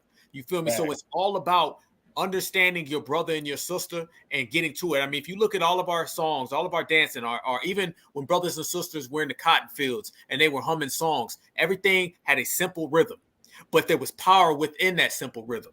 And it had the ability to affect the masses by the millions, the billions, the trillions. You understand? So that's the type of energy that we all share as a lineage. And our brother Malcolm X, he really encompassed all of that with all of his teachings, all of his words. And as you say, brother, you can bring up Malcolm, you can bring up X, you can bring up by any means, and you automatically think of him. And once you think of him, you automatically have the energy that's associated with him. So it's always love on that side, especially with them two brothers right there you just showing, man. Especially that right there. I'm telling you, hey, our lineage can't be touched. That right there, family, for anybody looking at that right there, let me make this clear. That guy is on the left, if you're watching from my angle, is considered the best football player of all time, and next to him is considered the best boxer of all time. And those are both foundational Black Americans. And they are considered the best, hands down, where you can't even deny it. That's what we got. We got greatness, man. We woke up great. We're going to go to bed great. We're going to wake up again in the morning great. And the whole world's just going to have to deal with it, whether they like it or not. Facts. And looking at that whole connection, and then being able to look back at that time and even understanding how even Bumpy Johnson, see, we still had an underworld. This is something that we have gotten, and I don't, of course, I'm not condoning underworld culture per se as it comes to harming our community, but we have to keep it 1,000. Majority of the things that have been successful in our community has somewhere been affiliated with the underworld, even for righteous causes, because sometimes you may have a gangster that say, them brothers over there doing the right thing. Let's make sure that them brothers is protected. You understand? So you may have a security detail that's funded by somebody that may not have their pictures in the paper. You feel what I'm saying, brother? Oh, but there's always been the connection, though, hasn't it? Oh, always. My brother always told me, he said, revolutionaries and gangsters cross paths a lot.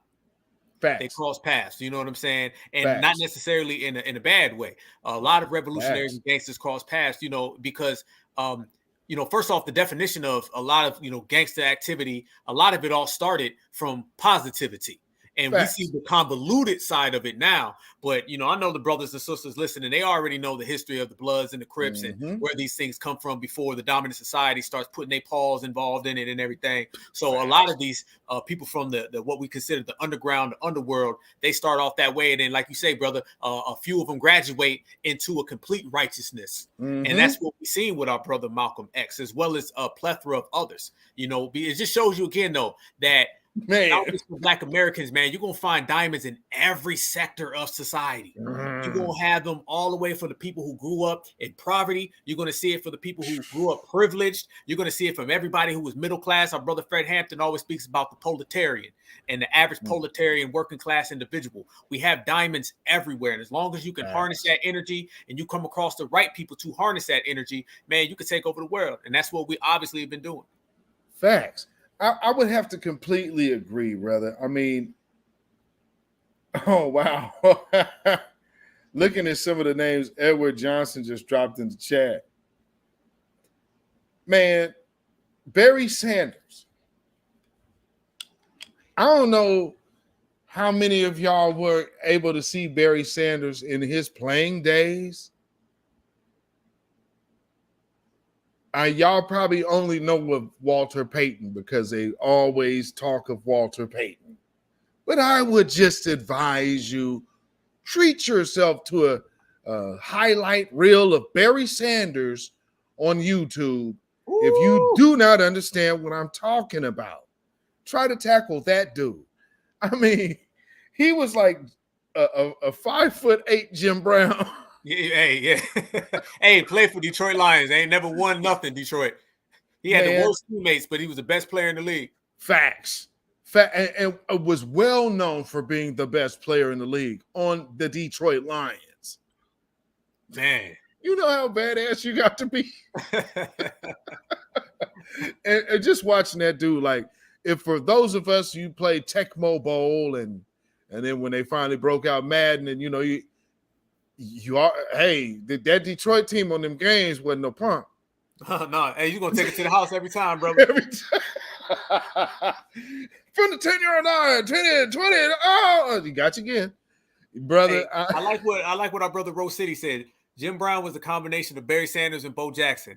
Ooh. If you ever hear anybody who was old enough to watch Jim Brown, listen to how they gloat about him. I mean, Jim Brown was 6'2". Man, which is pretty big for a running back. He was 6'2". He was the fastest, biggest, strongest in the league. He actually won championships before it was the Super Bowl. Right. So he would be considered a Super Bowl winner, but it was actually before the actual Super Bowl was coined. So he won championships. And being from Ohio, like I am, Ohio, he played for the Cleveland Browns, and he was the most revered individual there, and he retired young as well. And a lot of people don't give him credit. He actually got into film, so he was one of the first major Black actors as well. Three the hard way, baby. Yes, indeed. But here's another kicker a lot of people don't know. Before he ever became a football player in the National Football League, he was actually considered by the world the best lacrosse player. So the same way we revere, I mean, you know, motherfuckers don't know much about lacrosse, but if you go talk to somebody who does know something about lacrosse, they'll tell you who's the best lacrosse player. They'll say, "Oh, Jim Brown." Right.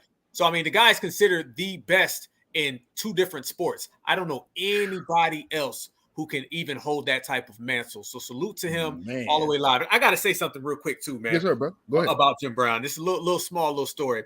Jim Brown called out Tiger Woods and Michael Jordan, and he said that neither one of them had ever done anything for Black folks, even with all their fame. I say like a week later, Tiger Woods came out and he was trying to be snappy. And he was like, well, you know, we do charity, man. And I don't know what Jim Brown talking about. Well, 2 weeks after that, he crashed his car into that tree and that white woman tried to hit him with the golf club. So let's just say, keep your mouth closed when you're talking about the legends, because Tiger Woods' career hasn't ever been the same, man. Ever since. No, it hasn't. Salute to Jim Brown, man. Rest in peace, baby. Ooh, that karma came quick, didn't it? Man. Right around the corner. Into a tree. Hey, man. Hey, I you know, the Tiger all right, so he made it all right. But, you know, it's good to, you know, sometimes you have to see when the Capricornations or whatever you call yourself other than black, had to get that lesson. Yeah, they never came out to support him, did they? None of them. Man, you know what's so crazy though? That's when he recognized the rest of the world still seeing him as black. Wake up call. Got that big old B on it. You thought you was something else, didn't you? No, you not. He thought he was exotic. No, you just wanted him. Get over there with the blacks. But I mean, hey, brother, some of these people have to learn the hard way. They get that wake-up call. And then we have those of ours like the Jim Browns. And see, when them brothers I like what they were doing because it's kind of what we're doing now. You got all of these men in association. Shout out Afro Elite and Torian Brain Reloaded and Kid Gravity. If y'all want to come up here and get some of this, you can definitely come get some, brothers, before we get out here and say your piece on our brother. But right now, we just have another guest come on to the stage. And none other than Sister Miriam. Oh, man. Oh, hey, we got the band back together. Let's go. Yeah, we got Indeed. Sister Miriam. How you doing, sister? I'm doing good, brothers. How are you all doing this lovely evening? In such great company on such a special divine day of our master teacher, Malcolm, Mm-hmm. Indeed. So I wanted to pay my respects in remembrance to him. Yes, because to think of Malcolm, as Brother Black Alpha said, it brings on so many different arrays of avenues of thinking of how to carry oneself, self-respect, self-evolving or evolution. Definitely the master critical thinker that he was. And being a self-taught person, he truly brought what it is to be educated out. He brought the knowledge from within himself. He tapped into so many resources but he evolved past that. He truly tapped into what it is to understand what spirituality is within oneself. Once you've been disciplined by a philosophy or by a religion, but to tap into one's own living, breathing tabernacle of truth with your connection with the creator. It's a very beautiful divine thing. And it's in the way you move, the way you talk, the way you breathe. It precedes you.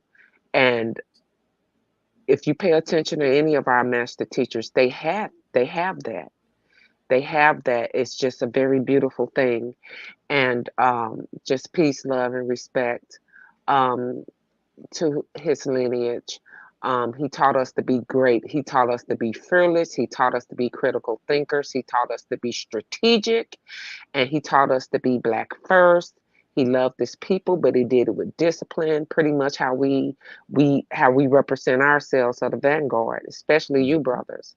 Not afraid to G-check, to give each other grace, and to always make sure we're steering clear and holding each other accountable and calling out turncoats and ops where we see them, and to know how it is that this system works, because we know it works against us.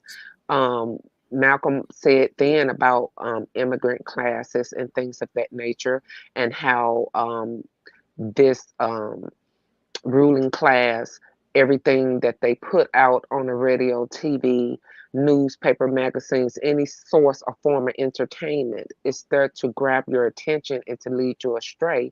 Because if you're not minding your mind, someone else will. And that's one thing Malcolm did. He definitely was his own self, his own thinker, and he was a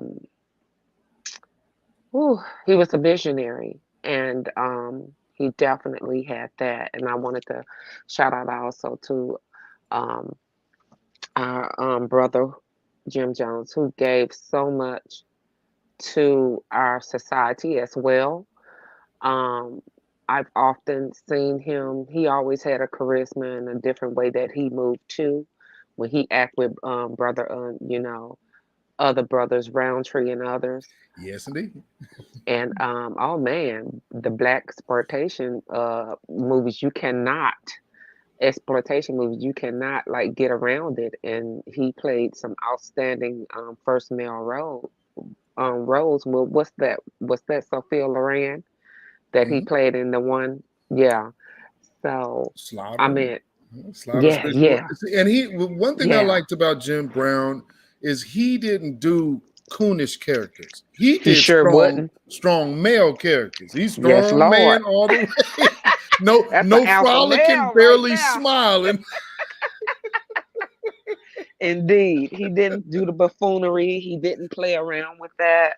He strong. He showed solidarity, strength, and what it is to be a alpha male taking care of his family or loving his woman or fighting for the cause, and telling these ruling class people right where they can go. And so that's just the beauty of it. And I just wanted to shout out to you two brothers, our brother Afro Elite, our brother Torian Rain, and our brother Kid Gravity, and many of our sisters who are in the grassroots. We do what we do because we must do it, because it's a driven force to do it. They say it with your chest, and with your chest, I believe that the soul sits in the heart, just like the spirit moves and uses the mind. It's one and the same. And we have this we're a different breed. We have this fire coursing through our veins, and we just don't take the baloney bull crap, and we call it out, and we're standing on ours, and we're willing to do what we have to do. Because if you don't stand for something, you fall for anything, and that's the polite way to put it. Big facts. Thank you so much, Sister Miriam. I You're welcome, appreciate you for brother. coming up and speaking. Always love my sister. Hey, I was looking for the fire emojis, man. I forgot we weren't on Twitter. I mean, there's some on here too now, but I don't know. I never did anything while I'm up talking to do anything in the chat. But no yeah, doubt. Thank love you so both. much. Peace Yes, out. indeed. Love you too, sister. Salute. Salute to our sister Miriam. Yes, yes, yes. And it's just one big FBA family, bro. Yes, indeed. I'm looking at the chat, man. I'm seeing everybody in the chat, man. Salute to y'all, man. It's one big old family right here. Yes, indeed. Shout out, JoJo. I see you in the chat, brother. What's going on? And Sister Miriam, she definitely, double shout out to her because she stepped in when Certified Truth Spaces were having major technical difficulties. And she definitely stepped in and filled the gap. If I couldn't get connected, or if you couldn't get connected, she was able to step in and fill in that gap. Hey, we all done roasted some ops and ran them off stage together too. Exactly. Until this hate us, man. They probably still having nightmares. Exactly. So again, big shout out to you, Sister Miriam. Salute Much to our sister. appreciated. Hey, she represents the female side of the vanguard. That's what it is. You got the male side, you got the female side. She represents the sister right there. Certified sister representing the female vanguard, man. We all stand together. Salute to our sister. Yes, indeed. So much appreciative to you. Project Leroy in the house. Let's see what's going on, brother. Cynthia Newman, I see you. I see a few other folks that came in the chat. If I didn't mention you, please forgive me. But yeah, we having this conversation, and we ain't gonna be here too much longer. Gonna let y'all get to y'all Friday evening, but we wanted to most definitely give you the opportunity to come, get what's on your heart off and talk about our great icon, Brother Malcolm X, and what his legacy means to you. And we also are shouting out because it's, of course, I already set this stream up before we knew. Earlier today, we lost our great Jim Brown. And I don't think y'all understand, family. Lacrosse, we may not know much about lacrosse, but if you ever have watched that sport, I got respect for lacrosse players. They ain't out there doing nothing. Man. The stamina that you must have to play that. More power to y'all. I mean, because I could just look at that like, man, I'd be sore for weeks. You know what I mean? You're using all of this with this, and you're running like a soccer player. Woo. Yeah, no thanks. I think that's why the brothers was like, they probably looked at that and was like, yeah, I'm going to pick up this basketball right here and call it a day. So, brother, let me ask you, man, with how we have celebrated our greats. Many have came after our brother Malcolm X, Minister Louis Farrakhan, and under him, even Dr. Khalid Muhammad, who, of course, always made sure he referenced how he was inspired by there was a certain period of time of Malcolm X that he particularly was more fond of, because, of course, he believed that Malcolm X kind of went off on the integration part. With that being said, what do you feel kind of about that? Because I understand when you're kind of cocooned in a space to say, well, all I know is this, and then you get out to the world and be like, oh, there's other Muslims of other races. How things have translated since he's went to now, and how we see other Muslims around the world actually treat dark-skinned Muslims. How do you feel he might have viewed that, seeing what it is now? That's a great question, brother.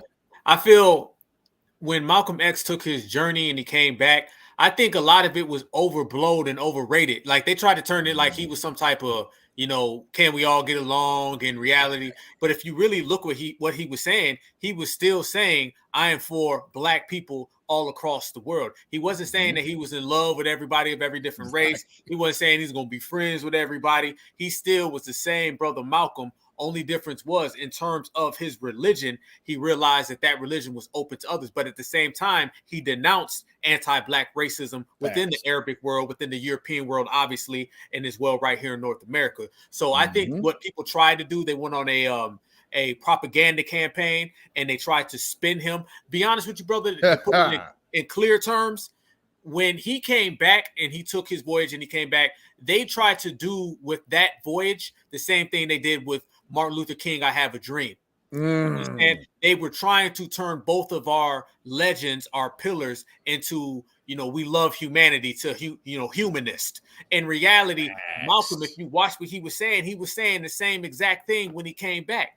Only difference is he ended up having a rift with the Nation of Islam for a completely different set of issues that had nothing to do with that. And he was not going around campaigning for everyone. Actually, what he ended up saying was he was still going to take anti-Black racism to the world courts. And he also gave a speech in Europe, and he said he's down to work with anybody who is against anti-Black racism. So he still was a pillar of the community. He still was for Black empowerment. And you can make the case that he was even more so for Black empowerment when he returned. He just saw it more from a global aspect, opposed to being confined by just one group here in the United States of America. So no, we disallowed them from turning Malcolm into some type of all lives matter when he returned from his voyage, the same way we disallowed them from turning Martin into an all lives matter after he said he had a dream speech. So no, our brother was on game, man. And it's the same old Malcolm, still kicking the reel and still focusing on Black empowerment by any means necessary. And salute, because if I'm not mistaken, I did your show about a year ago. Remember, his daughter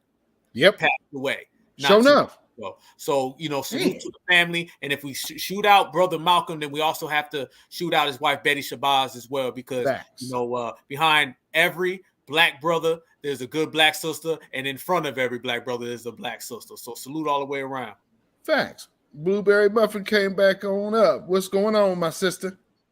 Hi. Greetings, everyone. I just wanted to touch on what Brother Black Alpha was talking about when he hit the key point about how in recent years people have co-opted Malcolm's message after he came back from Hajj. And he had delivered the message of empowerment of how Black people around the globe had stepped up for self-determination, Okay, during the 60s, you had a lot of African nations that decoupled or had thrown off the yoke of various European powers. And also the strength and unity of purpose and unity of just the sheer numbers. Okay, because during Malcolm X's time, you had, what was it, the Mau Mau Rebellion in Kenya. Okay, that has a sizable Muslim population. You also had the rejection of a British condominium in what is it, Egypt and Sudan. Okay, I'm not going to go there with the French. All right, and then of course you had the Sharpsville massacre down in South Africa, where eventually that began the stirrings for the anti-apartheid movement, which we are currently still seeing the vestiges of. So, long and short of it is this. When we were looking at Malcolm some 60 plus years almost after his assassination, we look at it now as a message of self-determination, self-empowerment. And when we come across Muslims who want to reject Malcolm X, not because he's a Muslim, but because he's a foundational Black American, the challenge is educating a lot of the newcomers who don't really understand what Malcolm means to foundational Black Americans in total. Okay.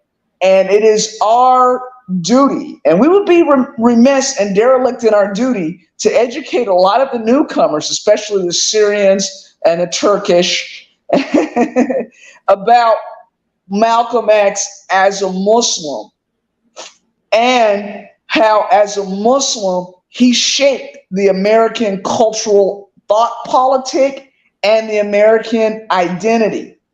Period. End of discussion. Facts.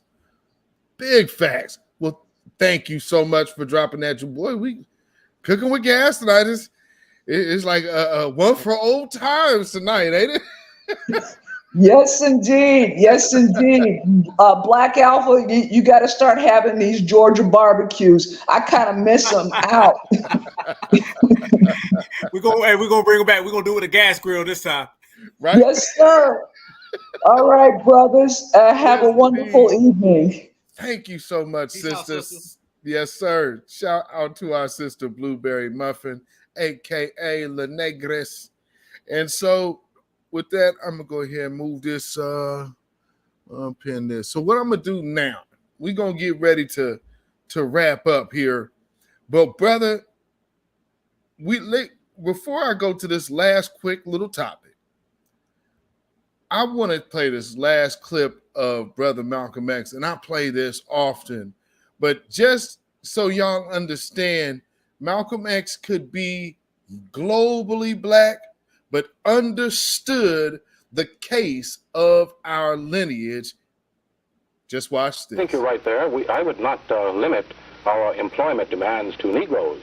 I would include Puerto Ricans and other minorities throughout our country, which have been similarly discriminated against, though not for so long a period of time as Negroes. Puerto Ricans weren't enslaved. This is a problem that stems from slavery. And this compensation, yes, sir, this compensation is coming to people who were enslaved by the white man for 400 years. The Puerto Ricans don't even fit into this picture.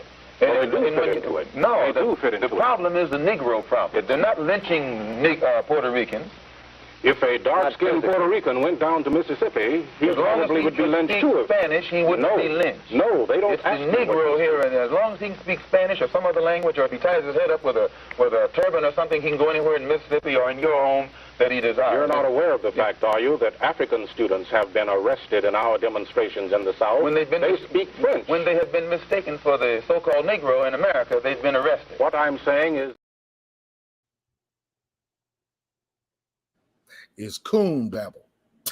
Boy, he was bucking his eyes, wasn't he? They speak French. Then you speak cool. French. Like he's saying that like there's some, you speak, whether you speak Spanish, whether you speak French, Portuguese, or English, you are speaking the language of the European. That part. I don't even, it's so funny when I see white folks get on Mexicans for speaking Spanish. Like, you realize that's y'all shit too. This is crazy. You just want to be mad at somebody. Speak English. Make up your mind, conquerors, colonizers. Oh, man. Go talk to your peoples for all the confusion. So with that being said, brother, and mind you, this was the message that Brother Malcolm was sending forth. Or is that because we say around here, and this is going to be the new line, family, hands off our reparations. You have no rights here. We're not under the empire.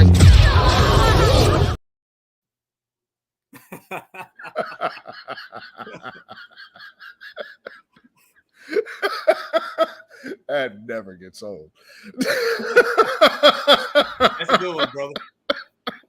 Oh, man. So we had to do some revisiting, walking down memory lane, because your guy down there, not too far from you, that is the current representative of the state of our brother Greg Marcel Dixon, who actually needs to be in that position, and needs to go ahead and, we need to get this guy over the hump and get this guy out, because Jim Clyburn is this. Sambo.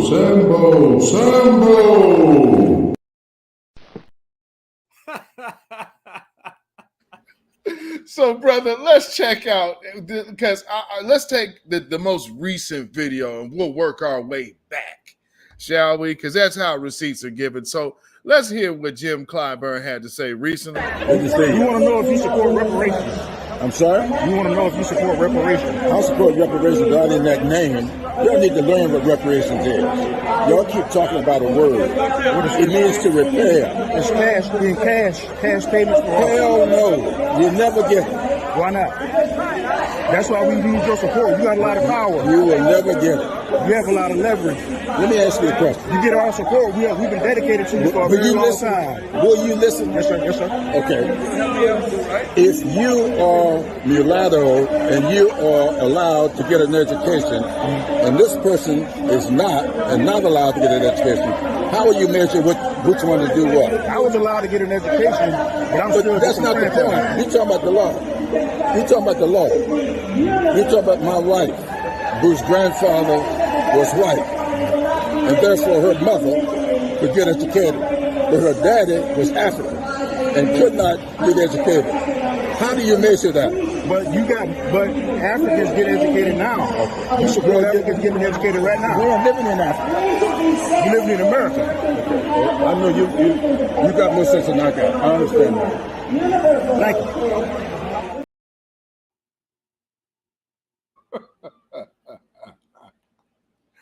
Now, with that type of energy, you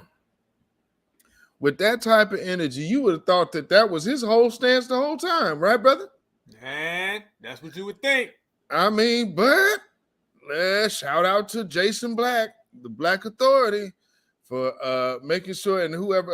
Shout out to our brother again, Greg Marcel Dixon, and the Greg Marcel Dixon Street Team that went ahead and showed up, told Jim Clyburn's, like we say here, Jimmy Bojangles Clyburn's fish fry, and here it looked like. I'm doing well. Listen, because I gotta go, but I appreciate the fish fry and everything. I did want to ask though. Reparations is a big thing. Look, reparations are big with me. I'm the only one doing the bill. Why y'all keep fucking with me on that? I'm the only one doing the bill. It's my bill. Well, which bill? The reparations The bill. HR 40? HR 40. Okay. And I've been doing it for 20 years, 30 years. And it's been around for 38. So why y'all keep telling me about a bill that's been there for 38 years? Well, older than my grandson. Yeah. He ain't but 27. That bill been up there 38 years, and y'all looking at me that I'm supposed to pass it. We just want you to push it. I'll be damned.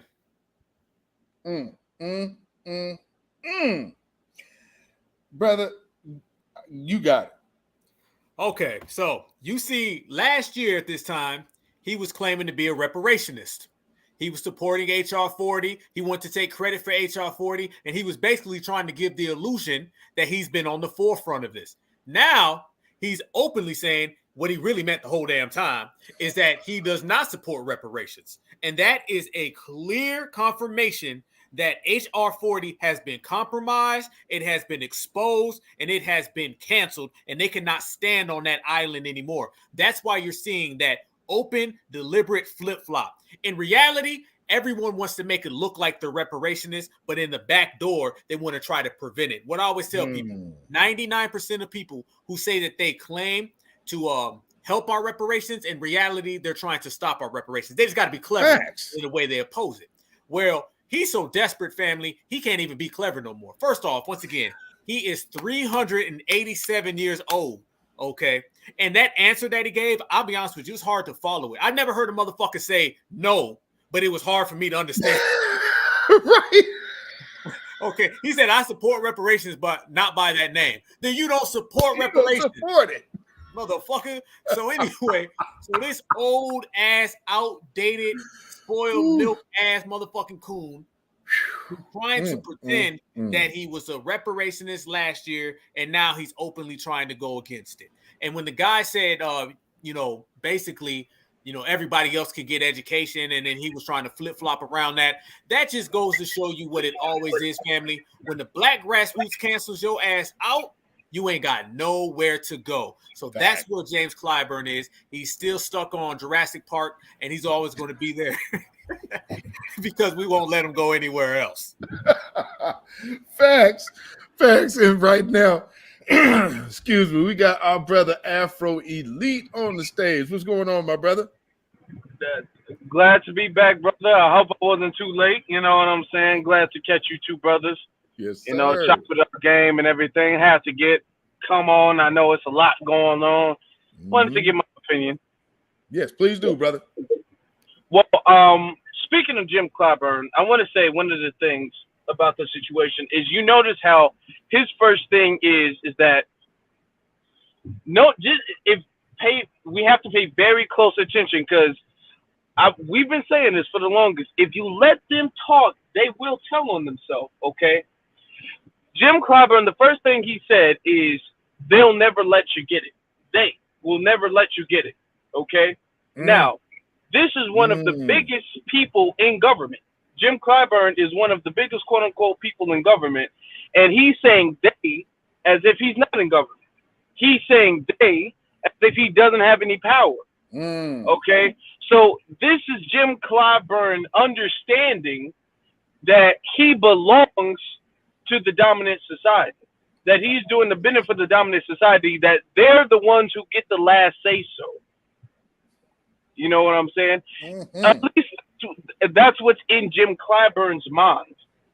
When he says they, he means his masters won't approve of our reparations. He knows his position and he knows his place. His thing is he needs to sell us on the fact that he's black, so he got our back. So now he's talking about some goddamn education because his wife's husband's his wife's dad or whatever. I don't know. It's something like that. Confused. He confused me. He went back several generations. Right.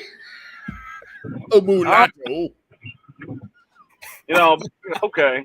But the thing is that Jim Clyburn knows, and this is how and when I say they tell on themselves, what these politicians and everything, they know that they're coons.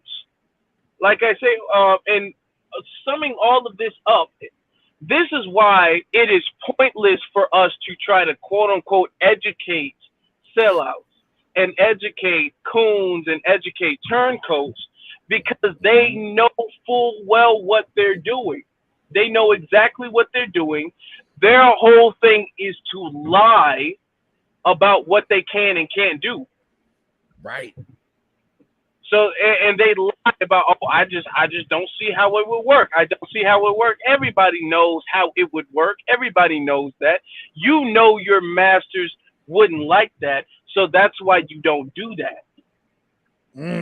So, as far as trying to with these, like, as far as trying to educate these coons, these sellouts, these boule politicians, it can't happen because it's not ignorance that's putting them on that side. It's their willingness to sell out the rest of black society that's putting them on that side.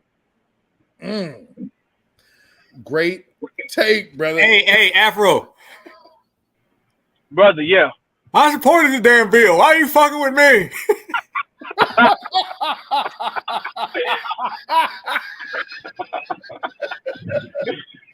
Oh, he was so upset. And that yak juice had him too. So he's like, yeah, y'all caught me slipping. I mean, I eat my catfish nuggets, sipping my hen dog, and why y'all keep fucking with me? I support the bill, reparations. And then this, I'm not even a whole 12 months later. Here he is. Y'all never get it. They ain't gonna give it. Uh-oh. And just like Afro said, you hearing that grown man, they call him the whip. And he talking about they. Now, when they come to us, they tell us how powerful he is in Washington. The most powerful person and the most important person in Washington besides the president. But he's saying they won't. That is a huge red flag. And so just like our brother Afro Elise said, yo, they know exactly what the hell they doing, and it's no mistake. And he ain't that old. If he knows that this bill is older than his grandson, then he know that he's did more than his grandson's lifetime worth of damage to the black community. So, go ahead, brother. Not to mention that, just because, let's say this. Let's say he was pushing a bill.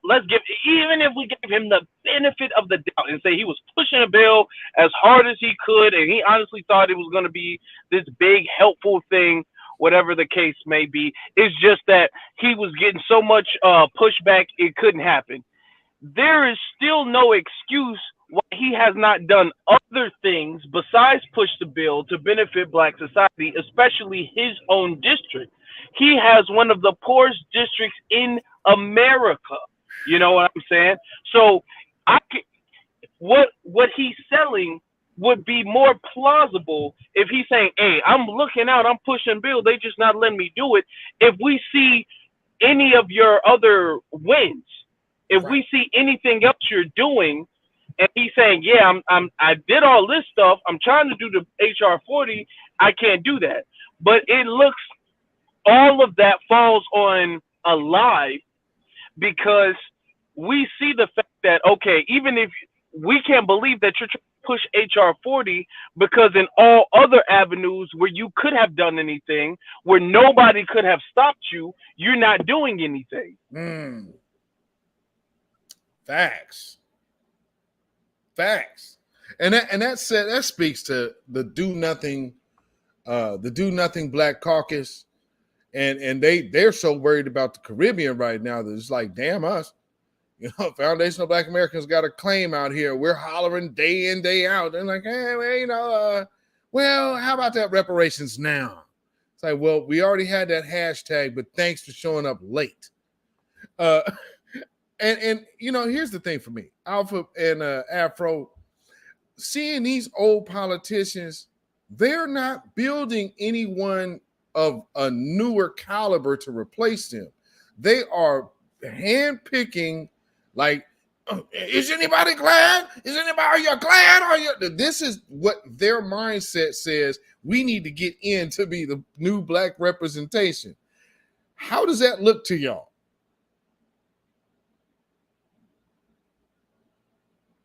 Uh-oh, y'all there? For you want to take that one? I'll take it first, brother. If you guys notice, I talked about this on the AlphaCast on Tuesday. A lot of homegrown coons are being replaced with tethers in the Democratic Party. So you're not seeing a lot of homegrown American coons in the Democrats no more. You're starting to see a lot of people of color, or excuse me, leeches of color, and you're starting to see a lot of the black and brown coalition and some of these, people from the diaspora. So if you really look at it, a lot of folks that you see that are young Democrats, they're basically news anchors. Makari Sellers, she's news anchor. Angela Rye, she's a news anchor. But what politicians are you seeing from the Democratic Party that are homegrown American coons? You don't really see too many of them, but you see a plethora of a bunch of people coming in from all over the world to come into the Democratic Party. So that same erasure that we speak of, that the Democrats participate in socially, you're kind of seeing it within their own party because the tethers are easy to go.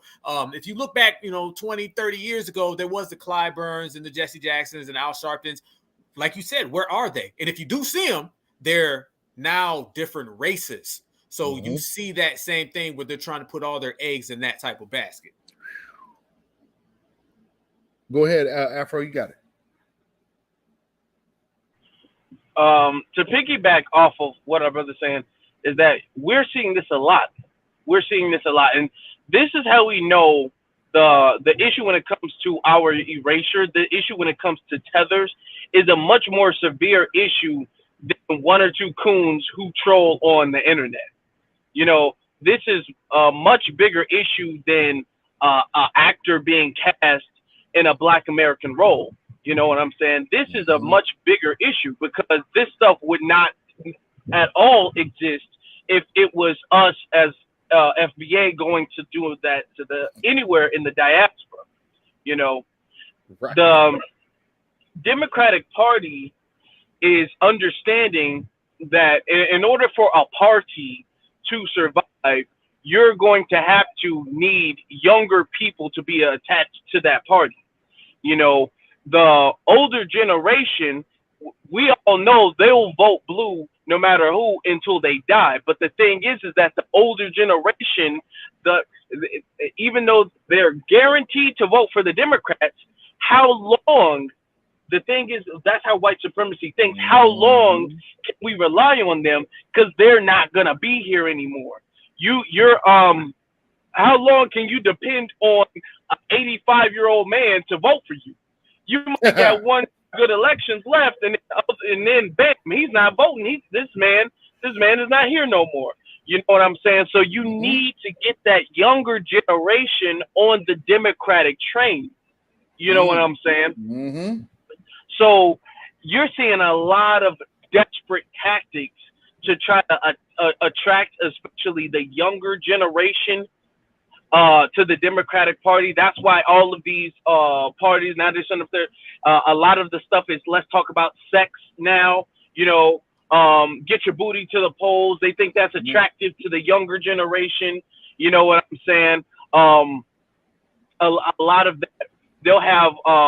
People get out there and they'll start rapping, what was that? There was one politician, he was running for Congress. I think he was smoking weed or whatever. Gary Chambers. Gary Chambers. I knew it was Gary something. Sitting up there, they're trying to attract the younger generation because they know, because a lot of the older generation are falling off from them, but they know the older, reliable generation is fading away. They know they can't. That stuff is not going to last forever. That ship is going to sail eventually. Right. So they need to refresh their Democratic voter base. Okay, and they're failing. That's why they're throwing everything in the kitchen sink. So that's why you're seeing a lot of these younger politicians and everything like that come up. Like, for instance, the Justin Pearson and the Justin this and all of that stuff, because now they know, okay, well, we need young people. If young people see other young people in politics, maybe that might get them more involved in politics. And we all know how that fell on their face. Young people, young Black people were not buying that. So it just really goes to show their desperation. Facts. And they up there singing, "We shall overcome." Come on now. Come on, y'all. So with that being said, Afro, you hadn't got a chance to actually answer the question that we had about our brother Malcolm X. So I'll go ahead and let you answer that question now. And the question is, what does the legacy of Malcolm X mean to you, and how have you seen it affect the world? That's a great question. To me personally, and this is why I feel like I resonate with Malcolm X more than I resonate with any other of our ancestors, specifically for this one unique reason, is because of Malcolm X's criminal past, and because of the fact that Malcolm decided he can be better and he can do better, and he worked every day diligently to change himself and to change his life, and he stayed that way. He lived that way. He never relapsed. He never went back to his old ways.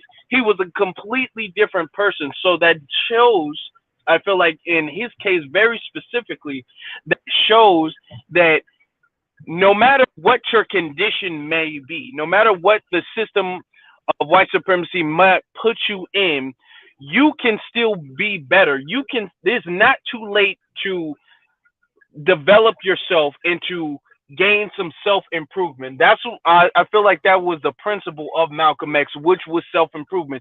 You can even see how his understanding of white supremacy, not just on a national scale, but on a global scale, had advanced throughout his years after becoming the minister of the Nation of Islam. So you can see even after, people knew, oh, Malcolm X is the minister, he still decided that he can still improve. He still decided that he needs to learn more and he needs to do more. He was never a person who was complacent with himself and his position in life. He was always somebody who was trying to achieve more for himself and for Black society. So I think that would be my answer to your question. Great answer, brother. Great answer, man. I can absolutely dig it, man, and I have to agree. And for me, because I'm the last one to answer. For me, the effect and I'll say the effect, number one, would be that his presence and his like our brother earlier said, evolution, and just like how Afro alluded to that, he showed everybody in an example form that you can become something different than what you are today. And there's a lot of dirt that was on that man's jacket. Now, one thing that I see today is a lot of people try to get away from that understanding because of who they don't like. But keep this in mind. People didn't like him either. So as he came and reintroduced himself to even the people that didn't like him as this figure. Now, for them, I'm sure a lot of people say, well, let's wait and see if he falters. This is the proof in the pudding when we're so many years down the line after he's been taken away from us. And you can say for his lifespan, he showed you what that true integral change is. And also showing a spark of something on the inside of us brothers, and I'm sure us sisters as well, because there were sisters in those mosques changing their lives as well. That we have a unique situation and tied to this universe, that there's just something in us that says maybe something we doing is wrong. Maybe something ain't it. I need to find an answer to better this situation, and it starts from within and then moved out. So for my thing, I see the biggest effect is being a living witness of showing the person who actually had the willingness and the want and the need for raising and elevating their own interpersonal standard. That right there, I don't know how many people are in that lane that could be put in such a category that even through his transitions from leaving Nation of Islam and their split, it was more graceful on his end, I guess, than probably some others. But the way he left, he didn't do a bunch of bad mouthing. All he did, even within how he debated, he only used truth and facts. When they came to him, he didn't bash anybody. He just used truth and facts. And so I think that is one of the biggest things of the effect that I could say of Malcolm X. The meaning, though, of his legacy is also the duality of that as well. But even more so, we can look at now, we have the Shabazz centers. We've seen his children, his offspring. We've seen how the male children in that line have been targeted. You understand? And we've seen how even Betty Shabazz, if y'all remember, she was burned in a fire before she went on. But before she was even in her last days, there was a time when she had got in a whole fire and got burnt up, man. So there was stuff going on all of this time, even just trying to get his legacy up out the paint. There's something to that, because to me, that tells me there's something about that man you do not want to return. And the biggest thing that we have to hold on to now is his legacy. Let's not let them paint our brother as a buttermilk complected individual, because no, he is one of our foundational Black American icons, and he deserves to get all the credit due to what he has done and the inspiration that he was able to make. There's so many of us that know his words, word for word. A lot of speeches from other people, we know bits and pieces. But this is a person and an individual and a man that set such an example to even our generation that we know who he is and went back and studied what he stood for. That is powerful. With that being said, that's my take on our brother. Major salute to Malcolm X, Malik Al-Shabazz. Shout out to him and his family and Queen Mother Betty Shabazz as well. Also salute to Jim Brown and his family. May that brother rest in power. With that being said, before we get out of here, brothers, did you want to go ahead and give some final words and most definitely let everybody know where they can find y'all at? Afro Elite, you can go ahead and go first, brother. I would want to say thank you first off for inviting me. Shout out to everybody in the chat room. You know who you are. I can't see you, but you know who you are. Shout out to everybody in the chat room. Shout out to you. Thank you very much for inviting me.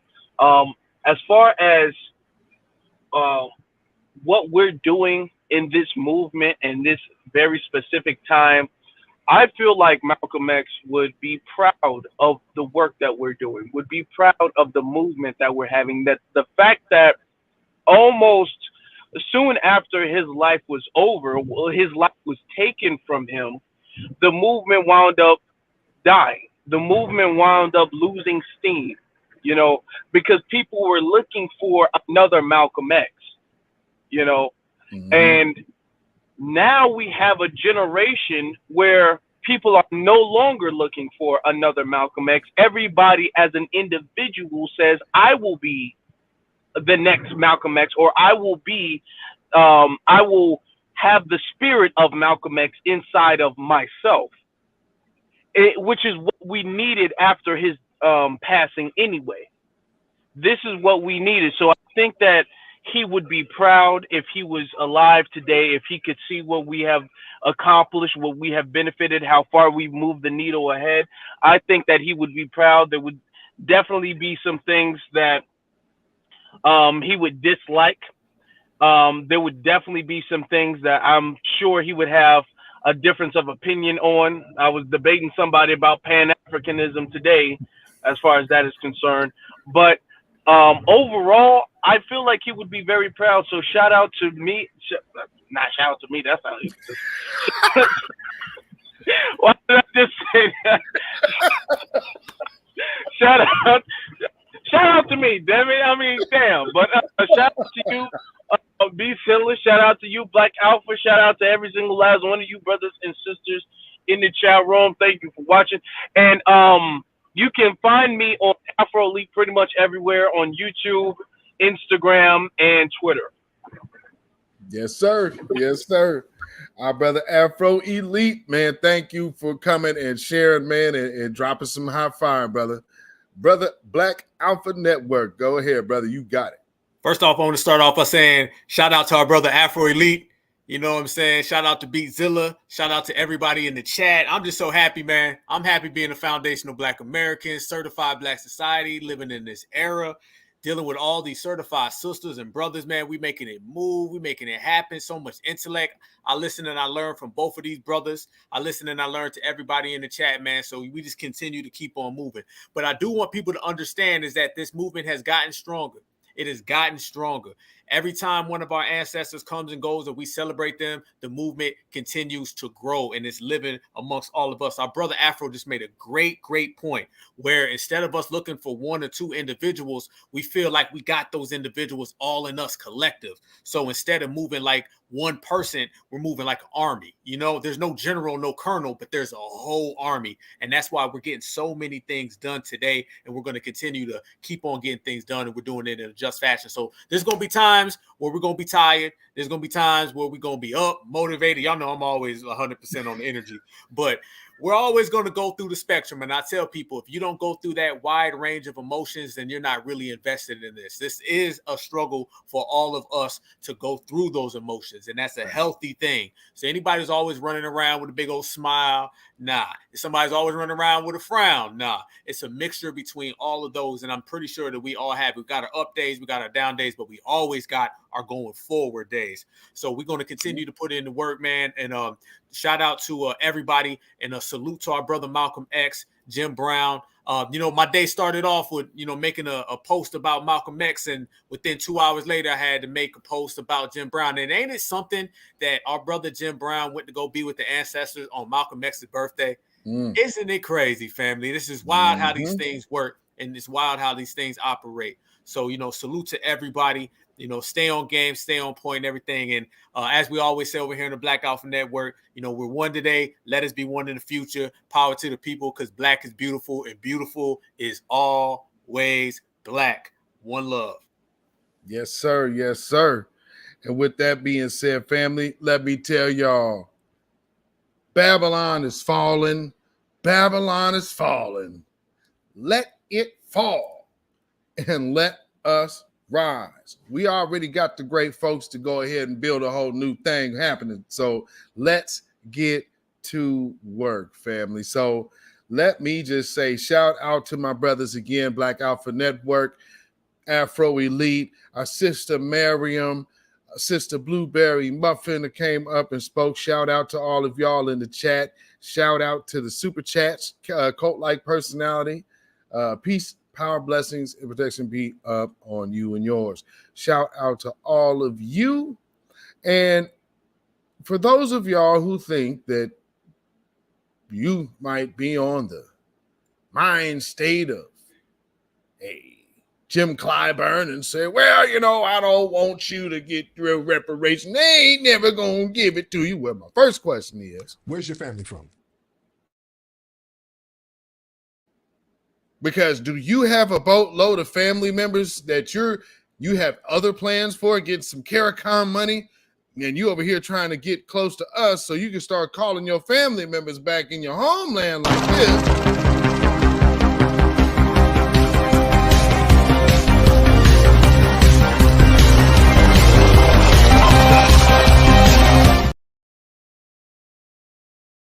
And then come around foundational Black Americans as if we don't peep out your wicked, grimy, grifty ambitions. Well,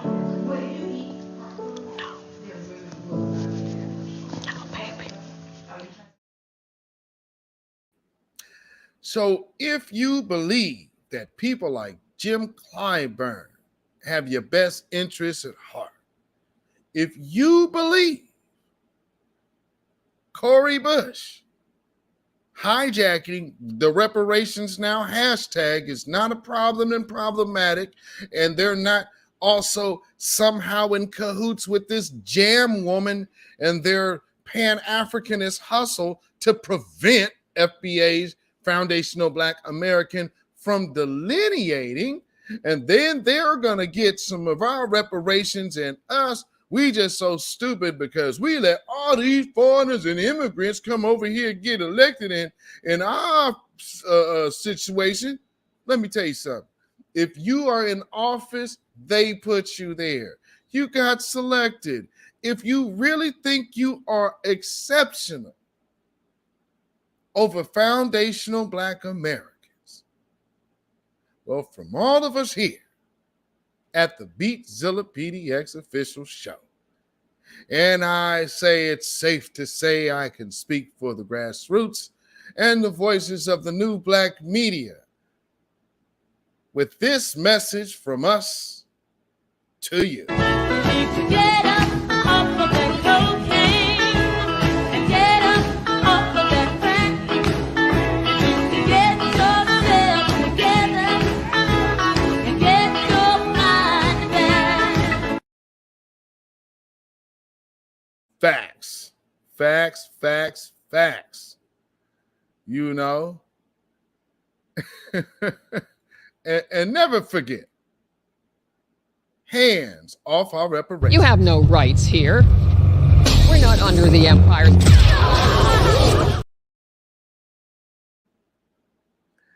And again, we already understand the people of the like of the ilk of Clyburns. So we should never really take them too seriously, but we need to definitely aggressively attack their message, because at the end of the day, when you see the Jimbo Jangles Clyburns, just know you looking at one of these. Days, tree nigger. Family, follow me on Instagram, Facebook, and Twitter at beatzillapdx. You can email me at ourrealtruth@gmail.com. And if you feel so inclined to put some money in the bucket and you want to support this channel by way of donation, you can do so at CashApp $beatzillapdx. That is CashApp $beatzillapdx. And we also got PayPal, which is Zilla Muzak. That is ZILLAMUZAK at PayPal. So once again, family, thanks for all of my brothers and sisters who came and spoke. Brother Afro Elite, Brother Black Alpha Network, and shout out to Queen Alpha. I seen you in the chat. Sister Miriam came up, and Sister Blueberry Muffin, my sister from up the way, came up and spoke. And if y'all have never been in our spaces, which of course you are a little late, but you can go check out those replays. And if you go between my channel and Brother Black Alpha Network's channel, you'll see some of the spaces. Some of them might be edited up. So if y'all missed it, y'all missed it. But y'all got to understand, we have definitely had a great time building in those spaces, and there might be something coming in the future, family. So you just got to stay tuned. But definitely glad to be able to get back in stride again. So shout out to y'all, kind of bringing the TCT thing over here to the Beatzilla PDX official channel. So that is how we got to do it. So shout out to everybody who has supported the Certified Truth. Much appreciative of all of y'all. Everybody who support the members and voices of the Vanguard. Shout out to all of you. And so with that being said, it is time to get this weekend started. Hopefully you guys are ready and don't have any, don't get yourself into any mishaps. Stay away from white supremacists, and stay safe and stay dangerous. But again, also, as we say over here, we keep our smooth stones at the ready. And, sometimes y'all need to keep your power tools handy, by the way. So with that being said, y'all stay black, y'all stay vigilant, and you most definitely stay alive. Black first, Black first, black first. Shalom, y'all. Have a great when weekend. you know who Satan is, Yes, sir. you don't have to kill him. No. The stone of truth. See, that's what you throw. Right. Allah says, had we wished to take a pastime from before, surely we would have done it. Nay, we cast truth at falsehood till we knocked out its brains. Every one of you that knows the truth, stand up and tell it from the mountaintop. Black people can't take it no more. So wherever you are on the job, in the factory, I don't care where you are. If you know the truth, stand up on the truth and tell Satan, who the hell are you to try and pick my friends? Farrakhan is God's man, and you are from the enemy of God. So to hell with you. Stand up on it like a man.